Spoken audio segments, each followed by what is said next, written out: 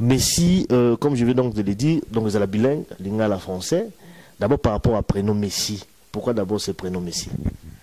Ah, ça c'est une révélation que Dieu nous a donnée. Parce que le nom que j'avais avant, le prénom que j'avais avant, eh ben, n'a pas été choisi par ma mère, il a été choisi par la famille. Et c'était au travers justement de l'initiation première que ce prénom m'avait été donné. C'est quel prénom? Larissa. Ce prénom, en fait, par ce prénom, au travers de ce prénom, la sirène qu'ils avaient mis en moi était entrée et agissait dans ma vie. Donc, c'est pour ça qu'il a fait. Là, peut-être on va arriver, ils ont les bandits caca, ils ont les bandits au côté approfondir après. Donc, le prénom que tu avais avant, c'est plutôt la sœur dans cette attente qui avait donné ces prénoms, oui. Mais c'était un nom d'une sirène, c'est un peu ça. Oui, en fait, ils nous avaient préparé une initiation pour moi. Oui. Et pour... Dès la naissance, en fait. Ça veut dire. Voilà, dès la naissance, et pour pouvoir appuyer cette marque de cette sirène, ils ont utilisé ce prénom pour pouvoir agir en moi. Donc, quand je suis née, ils ont fait attendre un peu ma mère avant de me donner ce prénom parce qu'ils cherchaient ce prénom. Et c'est eux qui m'ont donné le prénom. C'est pas ma mère qui a choisi mon prénom. Voilà, on va revenir sur ça. Je crois que c'est vraiment le début. Messi, ce prénom Nayasika, d'abord prénom Nakala, qui donné par sa tante, tante Nayasala qui est déjà dans le monde de l'occultisme. Déjà, c'est déjà chaud. Alors, Messi, comme je l'ai dit à l'introduction, tu as été initié dans le monde de la sorcellerie, à bas âge dans lobby Awa. D'abord, première question, c'est d'abord à quel âge tu as été initié? Tu as été initié par qui? Et comment cela s'est déroulé? On va suivre l'étape. Moi, je vais t'aider par rapport à cela. À quel âge tu as été initié? Alors, comme on dit, ça s'est fait en 2 temps. Mais disons que là où j'ai eu les yeux ouverts, j'ai commencé à agir réellement avec la sorcellerie consciente. C'était plutôt vers les 6-7 ans. C'est vers les 6 ans, en fait, exactement. Et ça a été fait par l'ex-femme de mon papa qui vit ici en Suisse. Et c'est elle qui m'a initié là-dedans avec ses enfants. Et c'est elle qui m'a pris sous son aile et qui m'a enseigné tout ça. J'ai été dans une école de la sorcellerie dans le monde des ténèbres. L'école de la sorcellerie ici en Suisse toujours?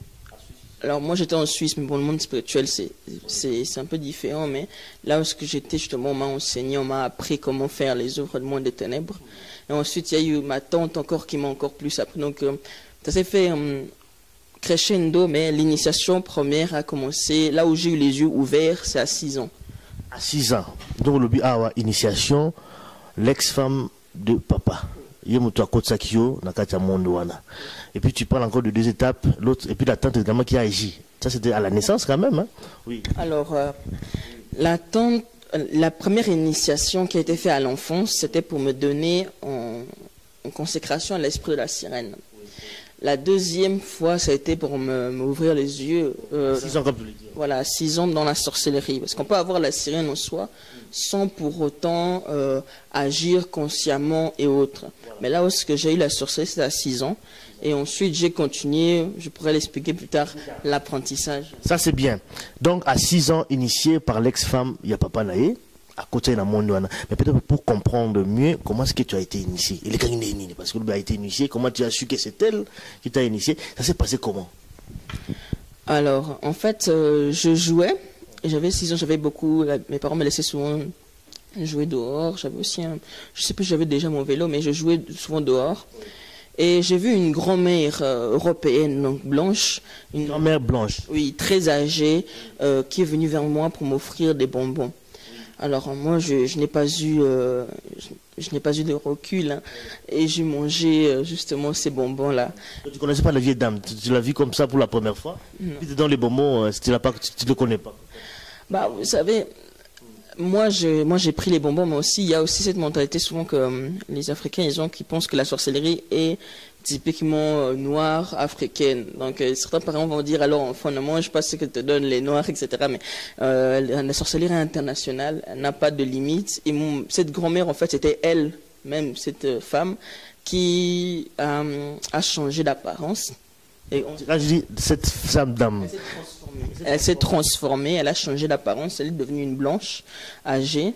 En réalité, c'est l'ex-femme de votre papa qui s'est transformée en une vieille femme blanche. Voilà, exactement. Et c'est cette vieille personne qui m'a donné des bonbons. Je m'appelle, c'était les Haribo, si je me rappelle bien. Et arrivé la nuit, donc moi je dormais, on avait un appartement qui était assez petit du coup. D'abord dans quelle ville ici en Suisse?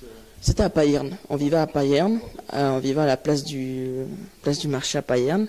Et donc on était c'est deuxième étage par là, donc on avait le balcon, moi je dormais au salon. Alors la nuit est arrivée, j'entends une voix qui m'appelle. Donc moi je dormais, mon lit était collé au balcon. Donc à la porte qui mène au balcon. Ensuite, donc quand je me suis réveillé, donc spirituellement, je me suis retourné pour voir. J'ai vu cette femme avec ses filles, ses enfants, qui étaient debout dans les airs, justement, parce que nous... Avec ses enfants, Aïna Banaye. Oui, exactement. L'ex-femme de votre papa qui est venue la nuit avec ses enfants, Aïna Boutou. Exactement, parce que tous ces enfants ils sont dans les œuvres des ténèbres. Et Le nombre de combien les enfants? Ils sont 7. Ils sont tous venus la nuit? Alors ils n'étaient pas tous là, il y avait surtout les filles. Et justement, ils étaient, comme je disais, donc, nous on était au deuxième étage, donc eux ils étaient hors du balcon, on est dans les airs. Et c'est là où est-ce qu'ils ont commencé à m'appeler. Vous savez, même Dieu, même s'il est tout puissant, il s'est donné une limite qui est il s'est donné une limite malgré sa toute puissance, qui est la volonté de l'homme. Voilà. Il laisse à la personne le choix entre le chemin de la vie et le chemin de la mort. Tout comme le diable aussi n'a pas cette force de vous forcer à faire quelque chose. Donc quand le diable veut vous faire quelque chose, il cherche un moyen pour que vous acceptiez. Pour vous demander consciemment le fait de donner votre accord. Exactement, même inconsciemment, mais pour que vous donniez votre accord parce qu'il n'a pas la force de vous obliger. Donc ils ont commencé à m'appeler. Et ils me disaient, en lingala, Yarato Sakana. Donc viens, on va jouer. Donc qui allait m'amener dans un endroit où j'allais jouer. Et du coup, moi je me suis levé, puis je les ai suivis. Et c'est là où j'ai commencé à partir justement avec eux. Ça, on va continuer. C'est vraiment une étape très importante. Vous voyez, à lobby, cher Messi, à lobby, même diable, poids joyau, il faut payer sa cornayo. Tant que vous avez banana boutou, parce que quand même, on fait quand même ici appel là bas parents qui nous suivent. Il faut vraiment qu'on se loie. Ming na bana, surtout banana yo bouti bon na mke, ba bingyo na boutou, ko kendete, quel que soit ben de ko bien de ko nangai ou bien muta bingyo na boutou ko kende, parce que il faut accord comme à lobby. C'est-à-dire que ce qui a quitté, il a quitté. Donc, le fait, il y a Kondima, à Bengio, comme il y a ils ont peut-être joué un peu sur ça, il y a Kato Sakana. La Kata Boutou, les consciences, il est accueilli, c'est pourquoi elle est partie. Tout continue son avis sur maman. Donc, Bengio, et puis au Kenaban. Exactement. Là où est-ce qu'on est arrivé, c'est une espèce de grand espace, je ne sais pas si vous connaissez les parcs de jeux ici en Europe. Donc, il y avait les balançoires, il y avait les terrains de bac à sable, donc il y avait vraiment de tout pour jouer, il y avait plein d'enfants aussi, donc et c'était une école, et justement il y avait l'école, le bâtiment d'école avec les classes et tout ça, et les professeurs et tout le reste, donc c'était une école comme vraiment une école normale, comme une école normale de la journée, et donc on allait là-bas pour jouer, donc et puis chaque nuit, je prenais l'habitude d'aller jouer à un endroit, Quand vous dites que vous allez jouer, mais vous étiez à combien de personnes dans une classe? Est-ce qu'il y avait que des noirs? Est-ce qu'il y avait aussi des blancs? Dans cette classe-là, quand vous jouez là, vous étiez mélangés, c'était comment? Alors, comme je dis, la sorcellerie internationale, il n'y avait pas que des noirs. Il n'y avait pas que des noirs, mais il y avait quand même beaucoup de noirs aussi. Et justement, on était nombreux, très nombreux. Je n'arriverai pas à donner un chiffre exact. Il faut savoir que comme c'est un collège, enfin un bâtiment, chaque année, chaque lancée, pas dire chaque année, il y a une nouvelle génération de jeunes qui viennent pour apprendre. Une fois que c'est prêt, une fois qu'ils ont fini leur apprentissage, ils s'en vont. Et là où est-ce que moi je jouais, justement, il y avait plein d'autres jeunes enfants qui étaient là. C'est important que je le dise parce qu'il y a certains jeunes qui ont pu avoir les mêmes rêves et puis avoir le même parcours que moi, qui peuvent se reconnaître là-dedans. Donc, on a commencé d'abord par des jeux tout simples. Donc, il laissait les enfants s'amuser. Ensuite, il nous appelait pour le goûter. On venait manger. Ensuite, donc c'était comme ça chaque nuit. C'était chaque nuit. D'abord, la première nuit, c'était juste pour aller voir. C'est un peu ça. Qu'est-ce que vous avez fait la première nuit là? Vous vous rappelez là? La première nuit, on m'a amené là-bas et puis on m'a laissé jouer quand même. Donc, j'ai pris l'habitude d'aller là-bas au milieu des jeunes, d'aller jouer là-bas. Et ensuite, ça a commencé à monter. Donc, en fait, chaque nuit, on venait te chercher, c'est fait. Chaque nuit, on venait me chercher. Mais là, tu t'es pas rendu compte qu'il y avait quelque chose qui n'allait pas, ou tu trouvais que c'était normal d'aller jouer comme ça. Tout de suite, tu n'as pas compris. Alors, on va pas se... Quand tu es déjà un enfant, tu ne vas pas te méfier d'un endroit où ce qu'on t'amène La nuit quand même, hein. pour... enfin, pas en songe. Je le vivais vraiment, mais je n'allais pas me méfier d'un endroit où est-ce que j'allais pour jouer d'abord. Donc, parce que, vous savez, quand vous venez d'entrer dans les heures de ténèbres, on ne vous explique pas tout de suite.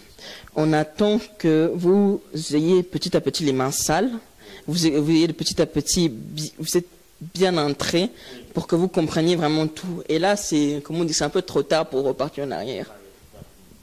Et ben d'abord la massano pour moi on a comprendre on a noté fouiller ni quoi apprendre et puis après petit à petit à côté. Donc comme tu as dit, chaque nuit on venait te chercher, c'est toujours la maman qui venait te chercher. C'est comme ça que tu as su que la maman qui t'a donné le bonbon, la vieille maman là, c'était elle en fait. Oui, j'ai su que c'était elle qui avait changé parce qu'elle avait l'habitude de changer aussi, des fois de paraître un peu plus jeune, etc., de changer vraiment d'apparence. C'était son truc à elle. Comme je l'ai dit, j'ai pas tout de suite compris, parce que tout de suite, on nous explique pas que si on vient, on amène des gamins, qu'on leur dit, vous allez tuer des gens, vous avez de la chance sur 30 gamins qu'il y en ait 15 qui se réveillent le matin et disent, papa, maman m'a dit d'assassiner des gens. Vous voyez? Donc ça paraît un peu plus bizarre qu'un enfant qui rêve de jeux et qui ne va rien dire, forcément. Alors ensuite, les jeux ont laissé place à d'autres sortes de jeux qui ne ressemblaient pas tellement à des jeux, mais on n'avait pas tout de suite compris. Par exemple, on nous mettait des cibles et on nous demandait de tirer par exemple à la flèche, ou comme ça on nous entraînait au tir à flèche, on nous entraînait à tirer à la hache, etc. Donc après, on demandait à chacun selon l'arme qu'il préférait, qui se sentait à l'aise, de s'entraîner là-dessus. Donc l'apprentissage a commencé à monter. Ensuite, ce qui fait... Tu avais choisi quelle arme? Alors, moi, je prenais les flèches comme même les haches, mais je me sentais aussi à l'aise aussi avec les flèches. Et ensuite, il y avait le bâtiment de l'école, il y avait les terrains de jeu, et il y avait un grand champ avec un peu de forêt à côté. Je décris pour ceux qui voient, qui se rappellent. L'école, c'était ici en Suisse ou alors c'était dans un autre pays? C'était dans le monde des ténèbres. Dans le monde des ténèbres, il n'y a pas de... J'ai accédé depuis la Suisse. Voilà. Mais je voudrais dire après. Mais c'est pas parce que moi j'y étais là que ça veut dire que forcément quelqu'un qui par exemple est dans la sorcellerie ici en Suisse a aussi été. C'est possible qu'il y soit allé. Oui. C'est possible aussi, et c'est possible aussi que quelqu'un qui soit en Belgique aussi y soit allé dans ce bâtiment. Mais il y en a plein à travers le monde entier, dans tous les pays presque. Oui. Donc des bâtiments comme ça ou autres, il y en a plein presque dans tous les pays. Peut-être que ce n'est pas exactement le même bâtiment, mais vous avez été en Belgique, vous avez été en Angleterre, en France, oui, tout comme ailleurs. Voilà, donc vous avez commencé à apprendre et ça a commencé à monter petit à petit. Voilà. Après, ce qu'il faisait, au bout d'un moment, quand on s'est bien entraîné, c'est qu'il nous amenait sur le champ qui n'était pas loin et il lâchait des animaux. Et il nous dit... Qui était le maître là? Les professeurs. Les professeurs, c'est qui? C'est un blanc, c'est un noir? Alors, moi, je me rappelle le professeur plutôt noir, oui, mais parce qu'il y avait aussi les frères de papa aussi, oui, qui venaient aussi voir. Les frères de papa qui venaient voir aussi, qui étaient aussi dans la sorcellerie. Qui étaient aussi dans la sorcellerie, sa famille est très de nom. Oui. Et en fait, quand ils lâchaient les bêtes, oui, ils nous envoyaient, nous les enfants, aller chasser. Donc c'était ça, c'est un peu comme un concours pour faire la chasse. Et du coup, ceux qui tiraient avec les flèches ramenaient le gibier. C'est ensuite ce qu'on nous a expliqué que les animaux en question étaient des gens. Et les gens, en fait, comment vous avez compris ça après? Ils nous ont expliqué, parce qu'en fait, les bêtes qu'on chassait étaient des êtres humains. Et ces êtres humains mouraient réellement dans la vie, d'une manière ou d'une autre. Ils n'allaient pas réellement mourir comme nous on les avait tués. Ils allaient peut-être mourir d'une maladie, peut-être mourir d'une crise cardiaque ou quoi que ce soit, ou d'accident ou autre. Mais en tout cas, nous, la nuit, on nous les avait envoyés, je donne des exemples comme ça dans le champ, où est-ce que nous, on les poursuivait et on les tuait. Mais c'est des êtres humains. Tu en as fait également comme ça, tu as tué comme ça les animaux? Oui, ma foi, c'est ça. Le monde des ténèbres, il faut se salir les mains. Hein, donc, je me suis aussi sali les mains. C'est après qu'on a commencé à nous expliquer. Et ça a commencé à monter. Bon, il faut savoir que cette femme avait initié là-dedans aussi pour me détruire. Parce que, comme je dis, c'était l'ex femme de papa. Et elle voulait se venger. Elle voulait combattre ma mère surtout. Et faire du mal à ma mère surtout. Donc, à partir d'un moment donné, plus on commençait à nous expliquer les choses, plus on commençait à nous expliquer la signification des actes qu'on nous faisait faire, plus ça a commencé à monter, et au bout d'un moment, ce qu'on a fait, c'est qu'on m'a demandé de sacrifier mes parents. Ça, on t'a demandé, c'est la mission qu'on t'a attribuée en fait. Sacrifier tes parents. Oui, c'est ça, ils montent petit à petit. Comme je l'ai dit ici, ils disent devant 30 gamins, vous allez assassiner des gens et dans la vraie vie, ils vont réellement mourir. Vous allez tuer vos parents, vous allez détruire la vie des gens. Vous avez de la chance sur les 30 gamins qu'il y en ait 15, 20, 25 qui se réveillent le lendemain, qui disent papa, maman, regardez qu'est-ce que j'ai vu. Alors, pour faire fermer la bouche à tout le monde, on commence petit à petit, et après on commence à expliquer aux gens. Et puis après, on t'a attribué cette mission, il y a un parent, papa et maman. En fait, tant que tu as attribué une mission, est-ce que c'est l'ex-femme de votre papa qui t'a donné cette mission? Il t'a dit ça comme ça, comment est-ce que ça s'est transformé? Exactement, parce que comme moi, quand j'ai fini ma formation, elle m'a pris sous son aile, mais au début, donc je n'avais pas tout à fait terminé, au début, donc, on m'a demandé si c'était de sacrifier mes parents. Donc, sacrifier mes parents. À partir de là, je me suis réveillé un matin, et comme j'avais compris que les gens que je tuais dans les ténèbres mouraient dans la vraie vie, et qu'on me demandait cette fois-ci de sacrifier mes parents, à partir de là, ce que j'ai fait, c'est que j'ai dit à mes parents, je me suis réveillé un matin et j'ai été expliqué à mes parents que je suis dans la sorcellerie. Je leur ai tout dit, tout ce que à quel âge pratiquement? Parce que quand on t'a donné cette mission-là, c'était à quel âge? Je devais avoir vers les 8 ans. Donc à 8 ans, au Lamouki, au Yipsi Paranayo, je suis dans la sorcellerie, ma petite mission à Bomaba. Au Yipsi Bango comme ça, parce que ça ne se dit pas normalement, mais toi tu as parlé. Oui, j'ai parlé. Pourquoi? Parce que je voulais sortir. Donc je voulais sortir, donc pour moi il fallait que j'explique, il fallait demander de l'aide. Comme tout enfant, j'ai été voir mes parents. Voilà. Donc je leur ai expliqué, je leur ai dit, voilà, je suis dans la sorcellerie, telle personne m'a initié, je vois telle personne, je rencontre telle personne, j'ai commencé à leur donner même les noms du monde de la famille, hein, j'ai commencé à leur expliquer dans quelles œuvres est-ce que j'étais. Et les parents, qu'est-ce qu'ils ont dit? La maman, tout ça, comment les réactions, comment est-ce qu'ils ont réagi?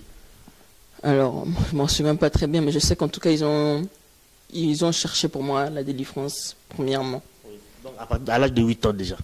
Voilà, là, ils ont commencé à vouloir chercher pour moi la délivrance. Et de là a commencé mon calvaire. On va arriver à ce point-là de la délivrance. Je crois que Bozo a un peu histoire et à Cher Nabucho Messi. Ce n'est pas facile, hein? Ce n'est pas facile. Situation naïe, il y a des situations à Bana Ebele. Bazo Landa Biso à Parabele, Balanda Biso Bamsusu, Bazan même cas Oyo. La situation Oyo. C'est pourquoi moi on fait cette émission, ils allaient aussi pour aider également, parce que tout le monde comprend, tout ça l'a raté. On ne fait pas simplement pour dénoncer, mais c'est aussi pour sauver les âmes. C'est surtout ça. Mais tout ça là, c'est pour sauver. Ah non, on a critiqué ma faux serviteur, on a l'image d'abord publier pourquoi? Oui, bien besoin de yé, mais où il y a ça qu'on détruit, besoin qu'on m'en ôté. Bato promis ba am kombi bazako kufa pour la serviteur de Dieu azako boma pour la musicien tel a yembaka pour bazako boma. On fait ça pour sauver. Je dis pour sauver. Émission oya témoignage oyo, je crois qu'ils allaient émouvant, mais c'est aussi pour sauver parce que tout kenan tina suka mo père Goloba pour comprendre vraiment mon entraînement ndenge fonctionnaka. Ba do suko sala ba confiance, mais tant so bazali ba oyo bazana monde wana. Basuka na kata famille na yo, maman na yo tango mususu ah maman na ngai penza mais pourtant ezala ndengwala.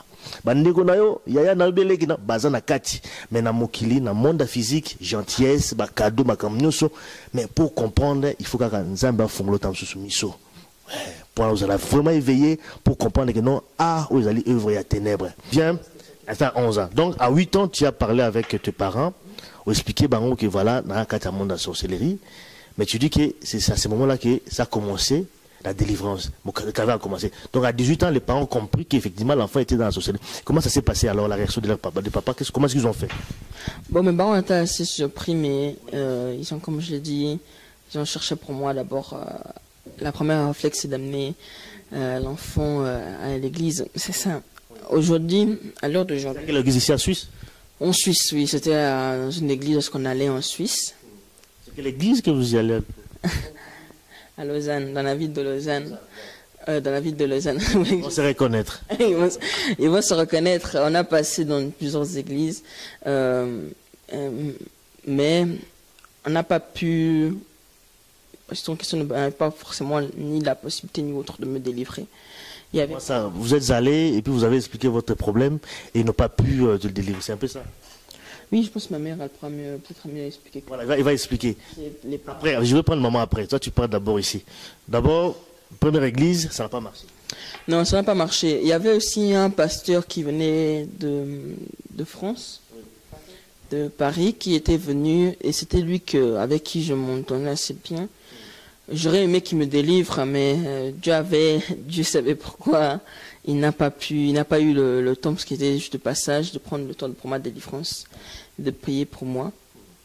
Donc je suis resté dans mon problème et je n'ai rien eu du tout. On a été aussi vers un autre pasteur, un autre prophète qui était venu dans cette église-là, qui était aussi de Paris. Ce pasteur-là, ce prophète-là nous a amenés avec lui jusqu'en France, à Paris. Il nous a logés chez des gens de son église. Il ne nous a pas expliqué tout de suite qui étaient ces gens-là, en fait. Il nous a logés là-bas. Et la femme de ce monsieur-là était dans les œuvres des ténèbres. Alors, il a compris tout de suite. Alors, arrivée la nuit, maman, elle s'est mise à prier, parce qu'ils avaient une maison, ils nous avaient accueillis, ils nous avaient donné une chambre. Maman s'est mise à prier, etc., etc. Donc, quand on a dormi là-bas, et la femme en question voulait partir en mission, la nuit. Elle voulait partir en mission la nuit, aller rencontrer, parce que dans la famille de ma mère aussi, il y a aussi la sorcellerie, rencontrer ses membres de la famille pour s'associer contre nous. Et aller faire aussi ses missions à elle, la nuit, comme elle a l'habitude de sortir. La prière de ma maman l'a dérangée, l'a troublée, a empêché ses ailes de se déployer, elle est tombée. En retombant, elle s'est énervée, elle s'est transformée en un immense serpent très lent qui est rentré dans notre chambre. Donc, physiquement comme ça. Maman, même, ça va pas. C'était spirituellement, mais maman, on entendait comme ça, on entendait les sifflets et on entendait la voix, maman, on entendait la personne qui lui disait tu as cassé mes ailes, tu as cassé mes ailes. Et moi, je voyais vraiment le cobra rentrer dans ma chambre. Là, tu l'as vu comme ça. Ah, c'était horrible. Et on nous avait posé un matelas par terre pour qu'on dorme avec maman. Je ne sais plus s'il y avait mon petit frère, je ne sais plus où il y avait mon petit frère. Et le serpent a commencé à faire le tour de notre lit, en cercle comme ça. On disait qu'on lui a cassé ses ailes, qu'on lui a cassé ses ailes, qu'on lui a cassé ses ailes. Énervée, vraiment, cette femme voulait nous faire du mal. Et son mari était endormi, il ne nous entendait pas crier, il ne nous entendait pas... parce qu'on réagissait quand même, il y a un serpent qui rentre dans la chambre, on criait, on mouvait. Le mari n'entendait rien du tout. Vous savez, les femmes qui ont la sorcellerie savent faire en sorte pour que leur mari ne voie rien, n'entende rien. Maman elle a continué à prier, à prier, à prier, à prier. Résultat de course, le matin, même vers 5 h du matin, la femme là nous a foutu dehors. Parce qu'on a prié. Donc, parce qu'on a dérangé ses œuvres, elle nous a foutu dehors. Alors, le pasteur, lui ne savait pas que là où vous étiez logé, il y avait quelqu'un qui était là. Et voilà. Alors, maman, elle lui en a parlé, puis il nous a dit que s'il nous avait dit qu'elle était dans les sorcelleries, on n'allait pas vouloir aller dormir là-bas. Ah, donc le pasteur, lui, il était au courant. Voilà, voilà. Il était au courant, mais sinon, il a dit, sinon on allait refuser d'aller dormir là-bas. C'est fait exprès quelque part, parce que quelque part aussi, le pasteur aussi, dans le monde, est-ce qu'ils ont piège également, hein, c'est un peu ça. Est-ce que vous n'avez pas compris que c'était un piège que vous a tendu pour vous détruire encore davantage? En tout cas, cette femme allait donner les nouvelles à la famille de ma maman, du côté de ma maman là-bas à Paris. Et du coup, résultat de course, ce pasteur aussi, là, je vais arriver sur lui. Quand il me faisait la délivrance, il priait pour moi et il disait que j'avais des réactions si je vomissais des choses, comme quoi il me faisait vomir des insectes, quoi. Et il avait une espèce de parfum, où est-ce qu'il disait que c'était le parfum de Marie de Madeleine qu'elle avait mis sur les pieds de Jésus. Et quand il me jetait ce parfum dessus, j'avais la réaction de gonfler. C'est maman qui voyait, moi je ne voyais pas. Maman après m'a expliqué que je gonflais et que je me dégonflais. Et je gonflais, je me dégonflais, de la magie, quoi, un peu, pour impressionner les gens. Une personne qui gonfle, qui se dégonfle, ça impressionne les gens ils sont là, waouh. Et je suis reparti en Suisse avec ma famille, après cette délivrance. Arrivé là-bas à la maison. C'est de délivrance. À la délivrance. J'ai arrivé en Suisse. Ce pasteur nous appelait et me disait de dire au téléphone à ma mère que la maison, parce que mon papa il avait fait construire une maison à Kinshasa, que cette maison-là, le prophète me dit de dire à mes parents que cette maison-là est devenue une piste d'atterrissage pour les sorciers de la famille de mon père, et que du coup mon père doit se débarrasser de cette maison. Donc il demandait vous appelez ça en lingala Bukalupango. Voilà, et mes parents, qu'est-ce qu'ils ont fait? Ils ont donné ça, vous avez donné ça au prophète en question. Après, vous avez réussi à le récupérer. Après, ils ont réussi à le récupérer, mais au début, ils ont donné... Ils ont donné beaucoup à Lupango parce que, comme on dit, atterrissage, plus atterrissage, donc il y a sorcier. Alors, soi-disant. Soi-disant, parce que c'est ce que lui m'a fait dire. Mais après, mes parents, ils ont réussi à récupérer ce bouc à Lupango. Après, quand ils ont compris que... Mais parce que je leur ai expliqué, je me suis retourné vers mes parents un jour, j'étais très triste. Et je leur ai expliqué que... j'ai dit à ma mère, ce prophète-là, il ne m'a rien fait. Je n'ai pas eu de délivrance, je n'ai rien eu du tout. Donc, tu étais toujours dans ce monde, au Bano, ça va mission, au Bano, Kendekak. Donc, de là, comme je dis, c'est un... Oui, alors, voilà, avec son ex-femme, là, et certaines autres personnes, là, ils m'ont dit, toi, tu parles trop. Ils m'ont dit, toi, tu parles trop, tu parles beaucoup trop. Et pour citer le langage qu'il a utilisé, il m'a dit, c'est-à-dire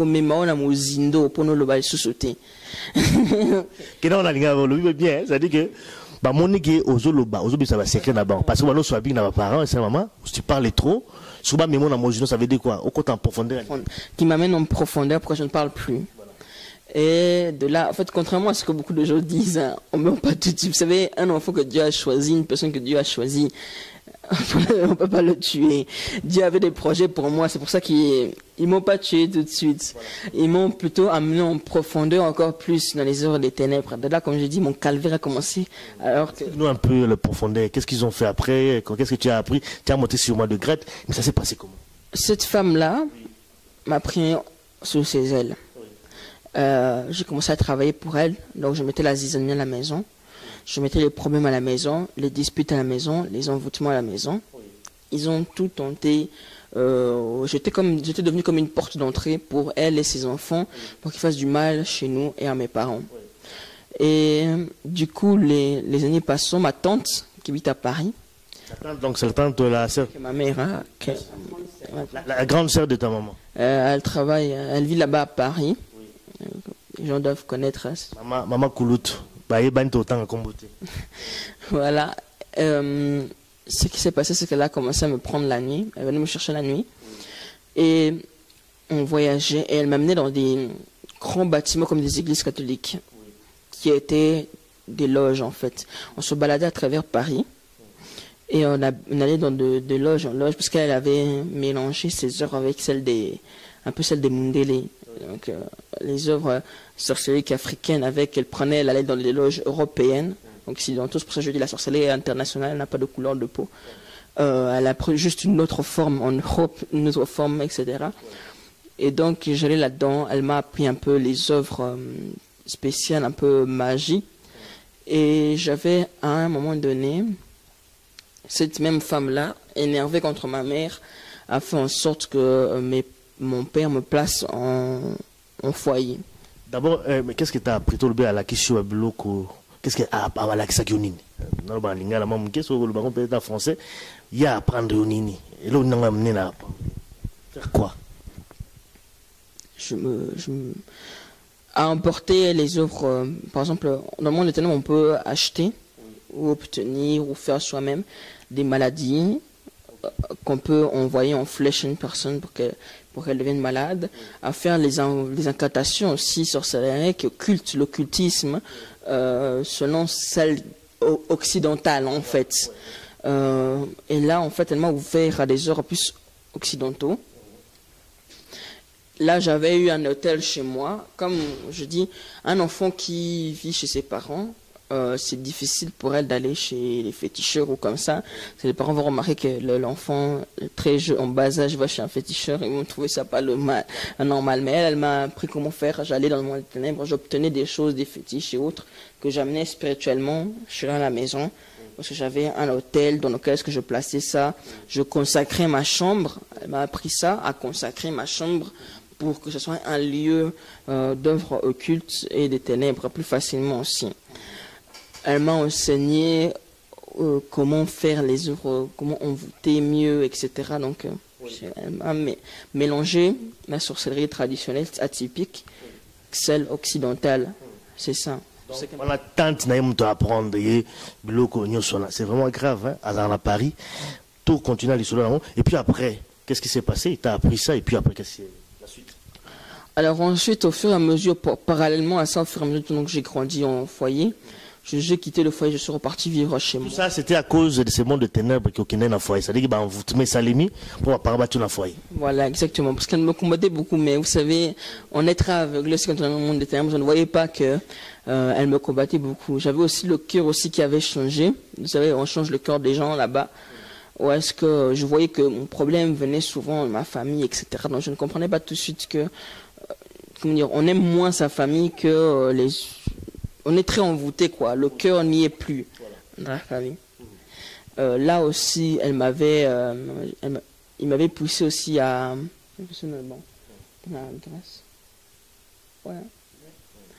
Ouais, cette femme-là, l'action de mon père, elle m'avait poussé aussi donc, à donner la sorcière aussi à mon petit frère. Enfin, l'initiation aussi, donc... et à commencer... Tu l'as fait? Oui. Et voilà. Voilà, parce qu'elle voulait vraiment détruire vraiment notre famille. Parallèlement à ça, ma famille a continué à chercher la délivrance pour moi. Mais nada. On allait dans des églises, les sorciers de l'église prenaient contact avec cette femme-là. Vous savez, cette femme-là, elle a travaillé avec Lucifer. Elle a été l'épouse de Lucifer. Et donc, elle avait un pouvoir, une autorité que même les autres sorciers la respectaient. Donc, les sorciers de l'église, où est-ce qu'on mettait les pieds sur... Les sorciers de l'église, ça dit que dans l'église, les sorciers aussi, Basali. Oui, dans toutes les églises. Qu'elles soient bonnes ou mauvaises, les sorciers sont partout. Donc, il y a aussi des responsabilités dans l'église. Souvent des responsabilités, souvent. Pas tous, mais souvent, ils aiment bien les postes de protocole pour pouvoir contrôler les gens. Ils aiment bien ça. Je ne dis pas que tous les protocoles de vos églises sont des sorcières, attention. Hein. Mais je suis en train de dire que souvent, ils privilégient ces postes-là de protocole parce qu'ils peuvent avoir l'esprit de contrôle. Ouais, alors, c'est vrai, dans le lobby, dans l'église, beaucoup d'églises est belé, ils ont les gars ratés, ils ont raté. Pour toi, est-ce qu'ils vont aussi battre? Pourquoi? Parce que il faut serviteur de Dieu ou tout simplement la puissance aux allées dans la puissance diabolique aux allées dans des allées beaucoup plus dominantes. C'était quoi juste? Pourquoi ça ne marchait pas? Ça m'arrivait des fois, on entrait dans une église, je regarde l'église, je regarde le pasteur, je dis à mes parents, ici il n'y a rien. Vous savez, il y a pasteur, il y a église et il y a église. Et une personne qui cherche la délivrance, normalement devrait pouvoir obtenir. Mais à l'heure d'aujourd'hui, à la fin des temps, c'est devenu très difficile. Et comme je disais, les sorciers de l'église, qu'on allait se réunir avec cette femme, se mettaient ensemble et nous combattaient encore. Donc c'était pour moi, au bout d'un moment, comme j'avais du mal à voir la main de Dieu, comme j'avais vraiment du mal à trouver la main de Dieu, malgré les pasteurs, malgré les églises, malgré tout ça là, j'ai commencé à me dire que Jésus, que la chrétienté était... Vous savez, le monde est tellement... C'est un monde très chaotique. Hein. Il y a des sièges partout, des groupes par-ci. Il y a les... Bien organisé. Bien organisé, mais c'est... Comment dire? Ils peuvent même se faire la guerre entre eux. Hein. Donc, il y a des groupes par-ci, par-là. Il y a les francs-maçons par-ci. Il y a les occultistes par-là. Il y a les templiers par-ci. Il y a ceci, ça-là. Donc, les gens sont un peu éparpillés. Donc, pour moi, la chrétienté, j'ai commencé à m'imaginer que c'était une loge ou un groupe ou une puissance occulte autre que je n'ai pas encore rencontré. Tu cherches la délivrance, mais bon, place aux autres kende, aux autres tenite. Aux autres qu'on a l'église, on a vu que délivrance, c'est ah, ok, bah, sorcier, n'a qu'à l'église, là. Terrible. Toujours bon, bah, combo, ah, parce que sur le bureau de temps, ah, bah, tu belé, bah, mais, tu es déjà, ah, bah, l'église, l'équipe, bah, la Suisse, ah, oh, bah, minene, boyebi. Autant, bah, combo, mais yébani, ah, bah, sorcier, là, bah, sorcier, dans l'église, voilà. Terrible. Oui, vas-y, maman. Tu disais?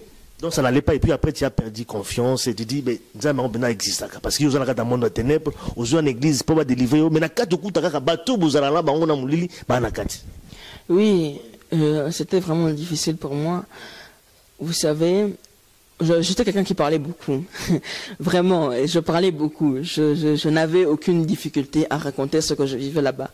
Et c'est ça aussi qui impressionnait si beaucoup de serviteurs de Dieu. Parce que, contrairement à ceux dont on doit forcer à sortir, moi, j'avais l'habitude de m'asseoir devant quelqu'un. On me mettait devant un pasteur, je lui racontais, je suis sorcière, j'ai fait ceci, j'ai fait cela. Mais nada, je n'obtenais aucune délivrance. Je traînais là-dedans. Et j'ai commencé à perdre courage. Mais je me rappelais de l'homme de Dieu que j'avais rencontré, qui était de passage, mais que Dieu n'a pas permis qu'il me délivre. Et j'avais trouvé l'onction, parce que vous voyez, on a les yeux spirituels. L'onction et la lumière qu'il y avait en lui étaient différentes. Vous savez, dans le monde des ténèbres, il y a aussi la lumière. Hein, la Bible appelle Lucifer aussi l'ange de lumière. mais sa lumière est différente de celle de Jésus-Christ. Et du coup, comme je ne voyais pas la même lumière, je me disais, cet homme-là, cette onction-là, il a bien obtenu quelque part. Donc c'est qu'il y a réellement quelque chose qui doit exister quelque part. Donc il me faut retrouver un homme qui soit comme lui, et cette personne-là va me délivrer. C'est ça que j'ai commencé, c'était ça qui m'aidait à garder l'espoir à quelque part, même si je le perdais, et que je commençais à, pour moi raconter ce qui me se passait dans moi, était devenu comme une chanson. je la disais, mais je n'obtenais rien du tout. Et donc ça m'aidait pas. Comment je dis? Après, ça dit que vous avez continué, vous n'avez toujours pas trouvé cet homme-là. Possibilité à redélivrer les alakité au monde qui lumière et pas naïe. Tant possibilité les alakité. Et puis après, vous connaissez qui se soit puis. On a été dans un ministère chrétien international qui est aussi à Lausanne. Congolais. Des Congolais aussi, qui a été fondé par une femme du Congo. L'idée du ministère n'est pas mauvaise, mais disons que là où on était, c'était très siégé par les œuvres des ténèbres. Le siège où on était à Lausanne était très siégé par les œuvres des ténèbres. Alors, on priait là-bas, on avait l'habitude de prier là-bas. Par exemple, on faisait comment vous appelez ça, des veillées de prière, un week-end ou comme ça. Et je voyais, on prie à fond. Donc là-bas, on crie, on fait arrivé la nuit, on s'endort, on se couche, on dort. On se couche. Pendant la pause, tu vois les sorciers qui se réveillent, qui décollent, qui partent faire leurs œuvres des ténèbres, qui reviennent. Et toi, tu n'hésitais pas à partir avec eux? Moi, ça m'impressionnait parce que on prie, je suis moto. Bon, toi là, toi, bande de la cima. Toi là, limon, mouto.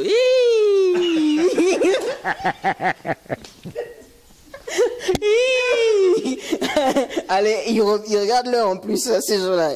C'est l'heure de se réveiller, il repart dans son corps, il se réveille. Allez, on commence à prier. Moto. C'est dingue. T'as dit des gars de lobby, fondé par une maman, tout le temps, comboté, il y a amené à Lausanne, Basambe na Boutou, veille de prière, sorcier Babimi Bakei. Une maman du Congo, voilà, qui est à Kinshasa, il est très connu, qui a eu dans son qui est connue dans le monde entier, qui est une chanteuse qui est très connue aussi du Congo, qui a été aussi dans son église là-bas et qui est sortie, qui a fait son ministère. Donc nous on a donc ce siège-là, donc comment dire, vraiment si vous cherchez pas Dieu, vous pouvez aussi traîner. Donc ça m'a encore plus appris parce que du coup là-bas j'ai entendu plein de témoignages de personnes qui ont été dans des niveaux encore plus grands que le mien. Et au lieu de m'aider à sortir, ça m'a aidé à me dire, ah, je peux encore avoir plus de puissance dans les ténèbres. Ah, donc on peut aller encore plus haut. Je me suis dit, ah, il y a des gens de niveau ici. Ça m'ouvre encore plus les yeux sur des choses plus graves. Et donc c'était très grave. Il y a des gens qui cherchent la vérité dans les églises. Il y en a des aussi qui viennent aussi pour rigoler. Ne pensez pas parce qu'une personne hurle, crie, pleure, les larmes, les mi-yo-yo qui sortent, ça veut dire qu'il prie vraiment. Il faut arrêter avec c'est de l'hypocrisie pure et simple. Et il y en a des qui sont partis, qui sont maîtres de l'hypocrisie, du camouflage. Il faut le dire. Parce que j'ai vu des choses là-bas, vraiment, ça m'a appris à mentir bien fort même. Mais enfin, ça m'a appris. J'ai vu des choses vraiment. Donc c'était. Il y a des gens qui cherchent Dieu dans les églises. Il y en a aussi ceux qui viennent dans la même église pour s'amuser.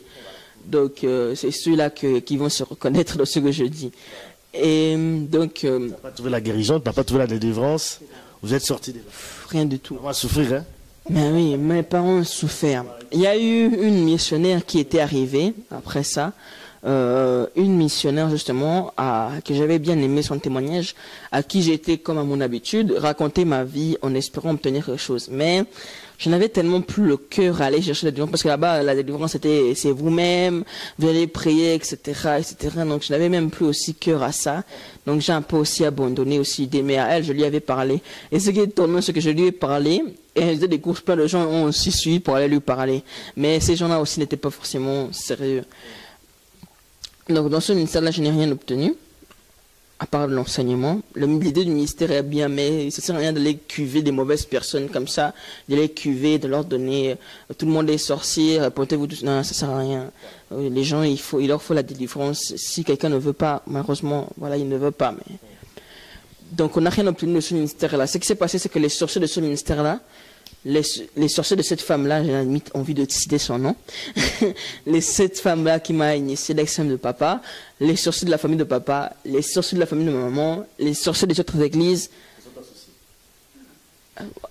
Donc toutes les églises où on allait, on prenait des sorciers, Elle aussi, comme c'était une femme qui était très puissante, très reconnue, très respectée dans le monde des ténèbres, les gens ici en Suisse suivaient. Donc ma maman, son combat, c'est plus de 100 personnes. Hein. Large, dépassé largement plus de 100 personnes qui sont associées comme ça à combattre aussi ma famille. Terrible. Je crois que beau suivre. Hein. C'est vraiment comment ça fonctionne dans le monde des ténèbres. Hein? Bah sorcier bah zokutana. Beaucoup d'églises où pour la délivrance, bah sorcier wana baye, bah s'associer na bah sorcier. Il y a ex-femme papa naé, bah s'associer na bah sorcier. Il y a famille à maman, bah s'associer parce que bah yo kanaka bah kutanaka. Bah s'associer, bah comme ce que bah sali na bloc, ou bah comme costaud pour la combattre. Pour la obstacle ou bah kutana na. Alors bobimi na gati ya église wana, bozo continuer, bah parents bazo toujours délivrance na. Oui, vous savez, Dieu aussi permet des choses pour montrer qu'il est grand et puissant. Par exemple, même avant qu'on rentre dans ce... Je reviens pas. Enfin, même pendant qu'on y était, on avait l'habitude de beaucoup combattre ma mère.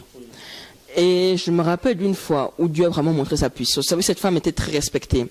Elle était très, très, très respectée ici en Suisse. C'est une des personnes anciennes qui a vécu ici. Et elle respectée surtout par les sorciers. Et... une fois, elle avait tellement dépassé les bornes auprès de ma mère, que ma mère s'était sentie dépassée. Elle a commencé à pleurer auprès de Jésus à la maison. Elle a commencé à pleurer et à prier. Et c'est là où Dieu a fait, Dieu permet des choses pour faire cette démonstration de force. Hein. Il a frappé cette femme. Elle a eu, ça c'est maman qui va bien vous expliquer, les jambes qui s'étaient complètement ouvertes, comme quand on écarte un poisson. Elle a été en chaise roulante. Et comme quand on écarte le poisson salé.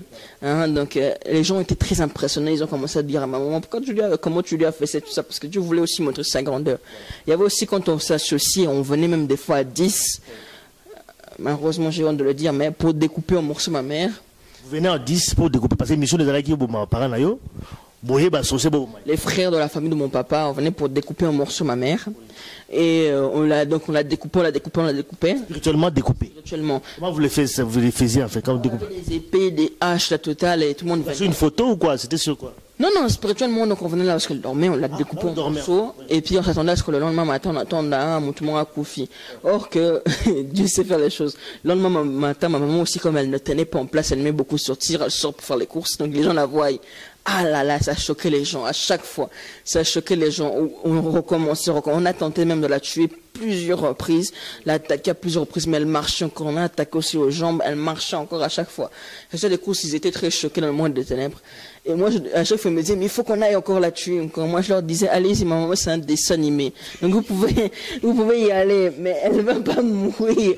Vous voyez bien, on l'a coupé la semaine passée, on l'a coupé hier. La personne, elle marche toujours. Vous savez, Dieu fait ça pour que les sorciers voient qu'il existe. Parce que, comme je l'ai dit, hein, j'ai commencé même moi à perdre l'espoir que Dieu existe. Mais il permet des choses comme ça pour que les gens voient qu'il y a une puissance qui est différente de celle qu'on a. Il y a une lumière qui est différente de celle qu'on a. Et c'est là ce que les gens se disent, cette lumière-là, c'est possible qu'elle me délivre. Donc Dieu, il permet les choses pareilles. Donc on va reprendre là, parce qu'on était donc au ministère là. C'était terrible. Donc on n'a rien obtenu là-bas. On a traîné là-bas un temps pour prier et autres, mais pas grand-chose. Comme je disais, les sorciers s'étaient réunis. Et on avait un autre appartement, où on vivait ailleurs, à Payer, toujours, mais ailleurs, où est-ce que les sorciers et de ce ministère-là et de la famille et autres voulaient s'associer, surtout cette femme-là, ses enfants, pour pouvoir faire les œuvres de ténèbres dans la maison. Mais ça dérangeait. Pourquoi? Parce que mes parents ne travaillaient pas, ils étaient aux aides sociaux. Et ils étaient toujours à la maison. Alors du coup, on a commencé à réfléchir à une solution parce qu'on voulait on voulait de la liberté à la maison. Pourquoi? Parce qu'il fallait que je fasse des incantations comme ma tante m'avait enseigné. Et pour ça, il y a des gestes, il y a des choses qu'on fait. Moi, je ne mets pas, mais il y en a certains qui allument des bougies et autres, donc il y a des gestes et autres, donc, et des paroles aussi à prononcer. Et ça ne va pas si les parents sont là, parce qu'ils vont voir l'enfant. Faire la journée, en fait, pendant la journée. Moi, je voulais faire ça pendant la journée, tout comme le soir, comme ça, mais je voulais un peu de liberté quand même, parce que si les parents voient l'enfant en train de faire des gestes, faire des choses et autres, ils vont commencer à se dire cet enfant-là, il est en train donc ça déranger. Donc je me suis dit, bon, mes parents, ils ne travaillent pas, ils sont toujours à la maison. Il faut trouver une solution. J'ai commencé à réfléchir. C'est la partie que vous avez beaucoup aimée. Je me suis dit qu'il fallait leur trouver un travail. Trouver les parents pour les parents. Voilà, parce qu'ils sont à l'aide sociale depuis longtemps. Je me suis dit qu'il faut qu'ils travaillent, comme ça ils libèrent la maison. Donc, j'ai été dans le monde des ténèbres. J'ai fait un CV avec ce que je sais. Faire un CV dans le monde des ténèbres. Nagata Mouli la sali CV en paranaï. Voilà. Vous allez solo. Faut dire que ça vous donne une intelligence différente de la réalité. Vous avez quel âge? Parce qu'aujourd'hui, vous avez 18, 19 ans, c'est ça? À l'époque, vous avez... À l'époque, j'avais 11 ans, par là. 19 ans aujourd'hui. J'avais 11 ans à l'époque et j'ai fait un CV, alors qu'aujourd'hui, je ne serais pas forcément capable de faire comme j'ai fait, mais j'ai fait un CV avec ce que je savais que mes parents savaient faire. J'ai constitué un dossier. J'ai pris le dossier sous mon aile et j'ai commencé à marcher. Vous savez, le monde des ténèbres, c'est aussi un monde avec une ville et tout. C'est un monde aussi. Donc, j'ai commencé à marcher. Il y avait dans la ville là-bas, j'allais d'entreprise en entreprise. Vous cherchez du travail pour ses parents? J'ai cherché du travail pour mes parents dans l'entreprise en entreprise. Et j'ai fini par, donc j'ai rentré là-bas, on me demandait qu'est-ce que tes parents savent faire. Je disais, ah, ma maman, elle a vendu à Gambela, à Kinshasa, ma maman, elle a vendu des bijoux, mon papa ceci, mon papa cela, etc. Et puis il me disait, ah, ils sont pas assez qualifiés pour travailler ici. Donc je partais encore dans un autre entreprise. Je discutais, on me disait, ah, ils sont pas assez qualifiés pour travailler ici. J'ai été dans une entreprise qui est très connue, qui vend du café, qui est très, moi je peux, Nespresso. Je dis pas que il faut faire attention, mais moi j'ai rencontré le RH de Nespresso. Responsable de voilà. la ressource humaine. Ouais, de Nespresso Suisse. Nespresso Suisse, c'est un grand bâtiment dans le monde des ténèbres avec plein de bureaux. Moi j'ai rencontré le responsable des RH. J'ai pas rencontré Dans le monde des ténèbres, un blanc. Un homme blanc dans le monde des ténèbres, la sorcellerie internationale. J'ai rencontré donc le responsable des RH de Nespresso Suisse. J'ai discuté avec lui, j'ai parlé un peu de mes parents et puis on a convenu à un travail et un poste. Donc j'ai signé pour eux le contrat dans le monde des ténèbres. Tu as signé pour tes parents, papa et maman. Voilà, je les ai pris tous les deux le travail là-bas. Physiquement, ça s'est manifesté. Donc comme ça s'était organisé dans le monde des ténèbres, j'ai laissé le reste, eux-mêmes ils ont fait. Et mes parents ont été embauchés dans la vraie vie à Nespresso. Vous comprenez cette histoire? C'est vrai que c'est marrant, mais ça s'est passé réellement. Mes parents ils ont vraiment travaillé. Bah travailler à lequel baron Moussa dans le monde des ténèbres na butu. Na ba CV akei ko tambla ba société ndazo lo bawana. Ba boy bona société musu be ba ke na société atangi wana. Bon, à négocier, na CV ça là na butu ba ju ba parents na mais physiquement ba parents pe ba ju Moussa là. C'est que d'abord comment est-ce que ça se traduit physiquement? Alors, physiquement, moi, je les ai un peu laissés organiser le reste. Eux-mêmes, ils ont organisé le reste. Ils en sont, je pense, maman, elle peut bien expliquer comment ça s'est passé pour, comment est-ce qu'ils ont reçu le papier. Ils ont été embauchés tous les deux là-bas. Ils travaillaient tous les deux là-bas, avec tous les deux les mêmes horaires. Donc, j'étais officiellement libre. J'avais obtenu à la maison. ce que je voulais. J'avais obtenu ce que je voulais. Je vous dis pas forcément de pas travailler là-bas, mais de toute manière, vous n'allez pas travailler là-bas. Il y a plein d'entreprises dans le monde des ténèbres qui sont ici physiquement. Donc, vous allez fier Nespresso, vous allez aller travailler pour telle marque. C'est exactement la même chose. Donc, vous avez mis le temps de faire les choses avec Jésus. Donc, ils ont commencé à travailler et puis on a libre pour ça la incantation na yo tu as fait ça. Voilà, c'est ce que j'ai fait. Il y a eu, comme c'était la liberté, il y avait un des fils aînés, parce que mon papa, il a beaucoup de filles, il a 2 garçons. C'est le plus grand des garçons qui était venu avec des habits, spirituellement, et il a été dans la douche. Il a mis les habits dans la douche, faire plonger les habits dans la douche, dans la douche, là où l'eau coule. Et ça s'est manifesté physiquement, où est-ce que l'eau était bouchée, les tuyaux étaient bouchés. Donc ça débordait, ça faisait de l'eau qui sortait, des inondations. Donc des problèmes, etc., etc. La maison était devenue un peu brouillon, etc., etc. Bon, vous savez, les sorciers aussi, comme je le dis, c'est un monde un peu chaotique. Hein. On se combat ensemble des fois. Il y en avait des qui voyaient les choses spirituellement, qui ont commencé à aller dire à mes parents doucement, oh, votre enfant, est-ce que vous êtes sûr que le travail là, parce que mes parents, ils ont été témoignés à l'église, hein, qu'ils ont trouvé du travail. Ah, parce que voilà, ils étaient à l'aide sociale, ils ont trouvé du travail, ils sont montés. Vous savez, il y a témoignage, Ouais. Ils ont été à l'église, ils ont commencé à dire, Dieu nous a donné du travail, on a quitté le social. Alors que c'était moi qui avais signé le contrat. Ouais. Mais quelles sont les conséquences de faire un tel travail? Est-ce que l'argent est au monde, tout ça? Peut-être maman va expliquer en gros après, mais est-ce que ça s'est manifesté quelque part dans ça là? Alors moi je n'irai plus mes parents. Maman va dire ça, maman va expliquer ce qu'ils ont traduit dans le monde des ténèbres. Alors maintenant là c'est une étape qui est passée et puis après maman continue toujours à des guérisons, délivrance. Oui, mes parents cherchaient toujours ma délivrance, donc le moment où on a quitté le ministère, il y avait donc dans une église, l'église dont j'avais parlé au tout début, où est-ce qu'il y avait des pasteurs qui étaient passés. Donc les deux pasteurs qui étaient passés. Dans cette église, il y avait un jeune homme dont vous connaîtrez certainement, qui avait ouvert, il s'était mal entendu que le pasteur là, je ne sais pas pourquoi exactement, il a ouvert sa propre église. Nous, du coup, au ministère, on a quitté ce ministère, on a été chez lui pour ma délivrance. Vous savez, il faut faire très attention au Dieu m'a dit et aux pasteurs qui passent dans l'église et qui vous disent tu vas devenir pasteur, tu vas faire ceci, tu vas faire cela. C'est pas parce qu'un pasteur vient dans votre église vous dit tu vas devenir pasteur que il faut prendre la Bible, il faut monter, il faut commencer dans il faut faire attention au Dieu m'a dit. Donc cet homme-là a ouvert son église et mes parents m'ont amené chez lui pour prier pour moi puisque je n'avais pas obtenu. Arrivé là-bas, lui, du coup, il a vu aussi l'occasion du buzz, hein, parce que ce ministère, comme je le dis, est très connu. Il y a des sièges un peu partout. Il a vu aussi l'occasion du buzz, donc il voulait venir à ma délivrance. Pourquoi? Parce que il voulait surtout ce que je cite les noms, pour que les gens qui sont là-bas viennent chez lui, je sais pas quoi. Il voulait donc créer du buzz, donc se faire connaître derrière le nom des autres églises, puisqu'ils avaient une petite église, il voulait aussi monter. Et il y avait aussi le problème, donc Dieu m'a dit, donc il a commencé à vouloir essayer de faire ma délivrance. Il faut faire aussi attention, comme je dis, à imposer les mains à n'importe qui. Imposer les mains à n'importe qui, c'est très risqué. C'est très très risqué. Vous pouvez mourir. C'est c'est très très risqué. Cet homme-là venait chez nous, il priait pour nous, etc., etc. Une fois il m'a imposé les mains. Moi, j'étais pas là, donc je sais pas qu'est-ce qui s'est passé. Moi, à l'époque, on m'avait donné des gardes du corps, des esprits dans le monde des ténèbres. Le monde des ténèbres, et qui étaient habillés en tenue traditionnelle, donc africaine. Et ces gens-là ont été, du coup, lui m'a imposé les mains. Et la nuit est arrivée, ils ont été lui faire du mal. Donc, moi, j'étais pas là, mais c'est mes parents qui m'ont raconté.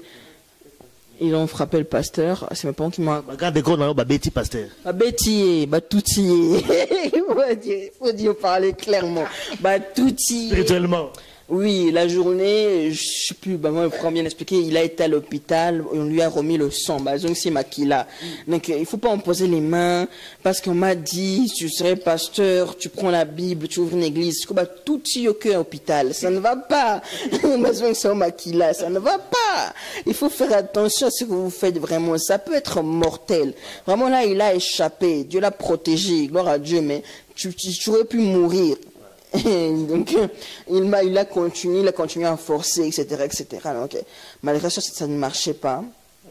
Comme lui, il voulait tirer gloire en salissant le ministère en question, il a créé une histoire, il voulait que je témoigne. Or, on ne témoigne pas comme ça. On ne fait pas témoigner quelqu'un qui n'a pas eu de délivrance. Donc, à l'époque, j'avais 11 ans toujours. Là, il m'a amené dans l'église. Au soi-disant, ils ont demandé à Dieu si je pouvais témoigner. Dieu n'a pas répondu. Mais ils me font quand même témoigner. Donc, j'étais devant l'église. Moi aussi, comme je n'étais pas sérieuse et que j'étais n'importe, j'ai commencé à dire tout n'importe quoi, même des mensonges, même des choses qui n'avaient rien à voir. Tout ce qui me passait par la tête, j'étais en train de raconter ça. Même des choses inventées. Donc, il y avait vraiment de tout. Donc, du coup, n'importe quoi. Et lui, ce qu'il voulait, lui, surtout, c'était les noms. Les noms des autres pasteurs, parce qu'il y avait aussi le nom du pasteur dans l'église dans laquelle on était passé. Comme moi, j'en avais rien vu là-dedans, il voulait que je cite son nom parce qu'il était en conflit avec lui, avec ce pasteur-là. Comme il était en conflit avec lui, il voulait que je cite son nom, il voulait que je cite le nom du ministère qu'on était passé pour se faire du buzz, se faire connaître en salissant les noms des autres. Hein. Alors, qui est oui ou non? Parce qu'en effet, oui, je n'ai pas obtenu la délivrance là-bas, des problèmes là-bas. Ce n'est pas ton problème. Tu ne peux pas bâtir ton église en utilisant le nom des autres. Qu'il soit mauvais ou bon, tu ne peux pas aller salir les autres pour pouvoir bâtir ton église là-dedans. Oh non, venez chez moi, ils sont faux, etc. Qu'il soit faux, oui ou non, on ne bâtit pas son église en salissant les autres. C'est Dieu qui bâtit une église, ce n'est pas à toi de le bâtir. Ça, il faut être clair là-dessus. Donc lui, il voulait surtout les noms. Donc il a obtenu... Ça n'a pas fait. Je l'ai fait. Je l'ai fait. Je lui ai donné des noms, j'ai donné plein de noms, je lui ai même donné des noms, même, je donnais, comme je disais, je citais tout ce qui me passait par la tête, et puis je lui ai donné ce qu'il voulait. Il a eu la certification de ce qu'il voulait, je lui ai donné des noms. Comme bien mal acquis ne profite jamais, ça n'a pas non plus aidé à construire une grande église. Voilà, donc je lui ai donné ce qu'il voulait, mais il n'a pas bâti une grande église avec ça. Donc on s'est mal entendu, avec, et ces gens-là commençaient à mal s'entendre avec nous. Après moi, ils ont commencé à dire qu'il a commencé à faire des prières, soit disant que je meurs, comme quoi il fallait que je meure. Pasteur. Qui est à Lausanne, qui est de la tribu de Moluba, Baloubas, Moluba, je ne sais plus comment on prononce ça. Vous devez connaître. Donc il a commencé à dire, oh, il faut qu'il prie pour moi, que l'ange de la mort vienne. Pourquoi? Qui me frappe parce que je suis en sorcellerie, qu'il faut que je meure, etc.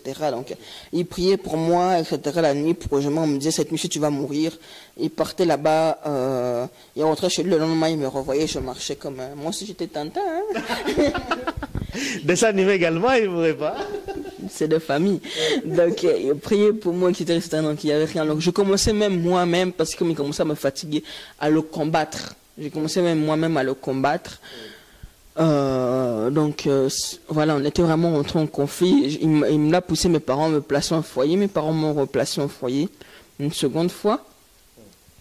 J'ai été en foyer là-bas. Et il a commencé à dire à mes parents comme quoi Dieu m'avait nommé ministre, la parole de Dieu, que ça ne servait à rien que j'aille à l'école, qu'il fallait arrêter de m'envoyer à l'école. Donc mes parents, ils ont arrêté de m'envoyer à l'école. Donc vous savez, mes parents, ils avaient une période où ils prenaient vraiment... Pour eux, un serviteur de Dieu, c'est un serviteur de Dieu, il faut écouter ce qu'il dit, il faut l'appliquer. Donc ils voyaient les serviteurs de Dieu, donc il faut faire très gaffe à cette mentalité-là. Ne cherchez pas les serviteurs de Dieu, cherchez Jésus. Ne cherchez pas les assemblées, vous êtes vous-même l'église dans votre corps. Ça ne sert à rien d'aller balayer l'église si dans vous-même vous ne balayez pas. Parce que la première église, c'est vous. Jésus-Christ ne va jamais revenir prendre votre bâtiment. Ne vous mentez pas, il va venir vous prendre vous. Et si vous êtes sale, même si l'église est bien nettoyée, bien propre, tu as même mis du javel, si tu es sale, tu ne monteras pas au paradis. Donc ça ne sert à rien. Donc il faut aussi pas arrêter de prendre les pasteurs pour des dieux, avaler toutes leurs paroles, comme s'ils avaient forcément raison. Donc cet homme-là, il a dit tout n'importe quoi. Comme quoi j'étais ministre de la parole de Dieu, j'en sais rien si c'est ou pas, mais en tout cas mes parents ont arrêté de m'envoyer à l'école. Il faut savoir qu'ici on est en Suisse, qu'il y a des lois. L'école obligatoire, elle est obligatoire. Vous ne pouvez pas retirer un enfant comme ça sous risque. Mes parents se sont retrouvés au tribunal. Il y a eu des problèmes. Il a mis... Vous savez, c'est là où on voit les vrais serviteurs de Dieu, les faux serviteurs de Dieu. Il a pris j'avais un hôtel dans ma chambre, parce que j'avais initié ma chambre, parce que j'ai mettais mes fétiches dessus. Il a pris mon hôtel. Il est parti avec mes parents, avec d'autres jeunes de son église là. Ils ont été brûlés, ça c'est quelque part. Les voisins ont appelé la police. Les pompiers sont arrivés. Ils lui ont demandé son nom. Au lieu de donner son nom, il a donné le nom du pasteur avec qui est-ce qu'il était en conflit. Il faut faire des choses comme ça. Donc il avait tellement envie de vengeance qu'il a mis le feu chez nous. Je ne sais même pas si ce pasteur-là, il a reçu une amende pour un incendie, je ne sais pas. Mais en tout cas, il a donné, comme il avait aussi épousé une fille de leur famille. Donc il avait épousé une fille de leur famille, donc il connaissait qui il était, il connaissait son adresse et tout. Quand les pompiers lui ont demandé qui êtes-vous, vous avez mis le feu ici et tout, on ne peut pas brûler les choses comme ça. Au lieu de donner son nom, il a dit, moi je suis pasteur tel, je m'appelle tel, j'habite à tel. Et les résultats des courses des gens de son église disent, oh pasteur, pourquoi tu as dit ça, mais on voit qu'il n'est pas sérieux. Vous allez délivrer les gens avec l'esprit de mensonge. Faites gaffe à vous pouvez mourir. Le monde des ténèbres existe, les heures des ténèbres existent, Dieu existe aussi. Quand vous allez délivrer les gens avec l'esprit de mensonge, l'esprit de vengeance, l'esprit d'orgueil, l'envie du buzz, l'envie de vous faire des gens, de remplir des salles, vous pouvez être frappé par Dieu et vous pouvez être frappé par le diable. Vous vous mettez dans un cas grave de mort. Le salaire du péché, c'est la mort. C'est la Bible qui le dit, c'est pas moi. Faites attention à ce que vous faites. on ne joue pas avec le nom de Jésus-Christ. Il a vraiment fait n'importe quoi. Il a vraiment fait n'importe quoi. Comme il n'a pas obtenu ce qu'il voulait aussi, il a commencé à y avoir conflit, etc., etc.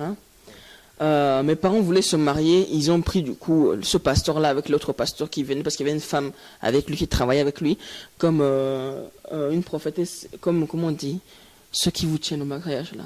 Référent, non? Parrain marin.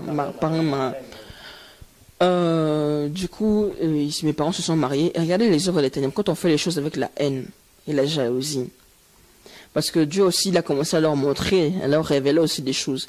Et quand Dieu leur révélait les choses, ils voyaient les bénédictions que Dieu allait nous faire. Ça commençait aussi à leur donner aussi la jalousie. Ça commençait aussi à leur donner aussi la jalousie. Vous délivrez quelqu'un, vous devenez jaloux de la personne, etc. Donc c'est vraiment, c'était devenu n'importe quoi. Et la haine engendre la sorcellerie. La sorcellerie est le fruit de la haine. C'est de là qu'elle vient. Cette femme-là, ces hommes de Dieu-là, mes parents ont voulu se marier ici en Suisse. Ils les ont pris comme marins et parrains. Et keep calme. Tanti est en train de dire ça tourne.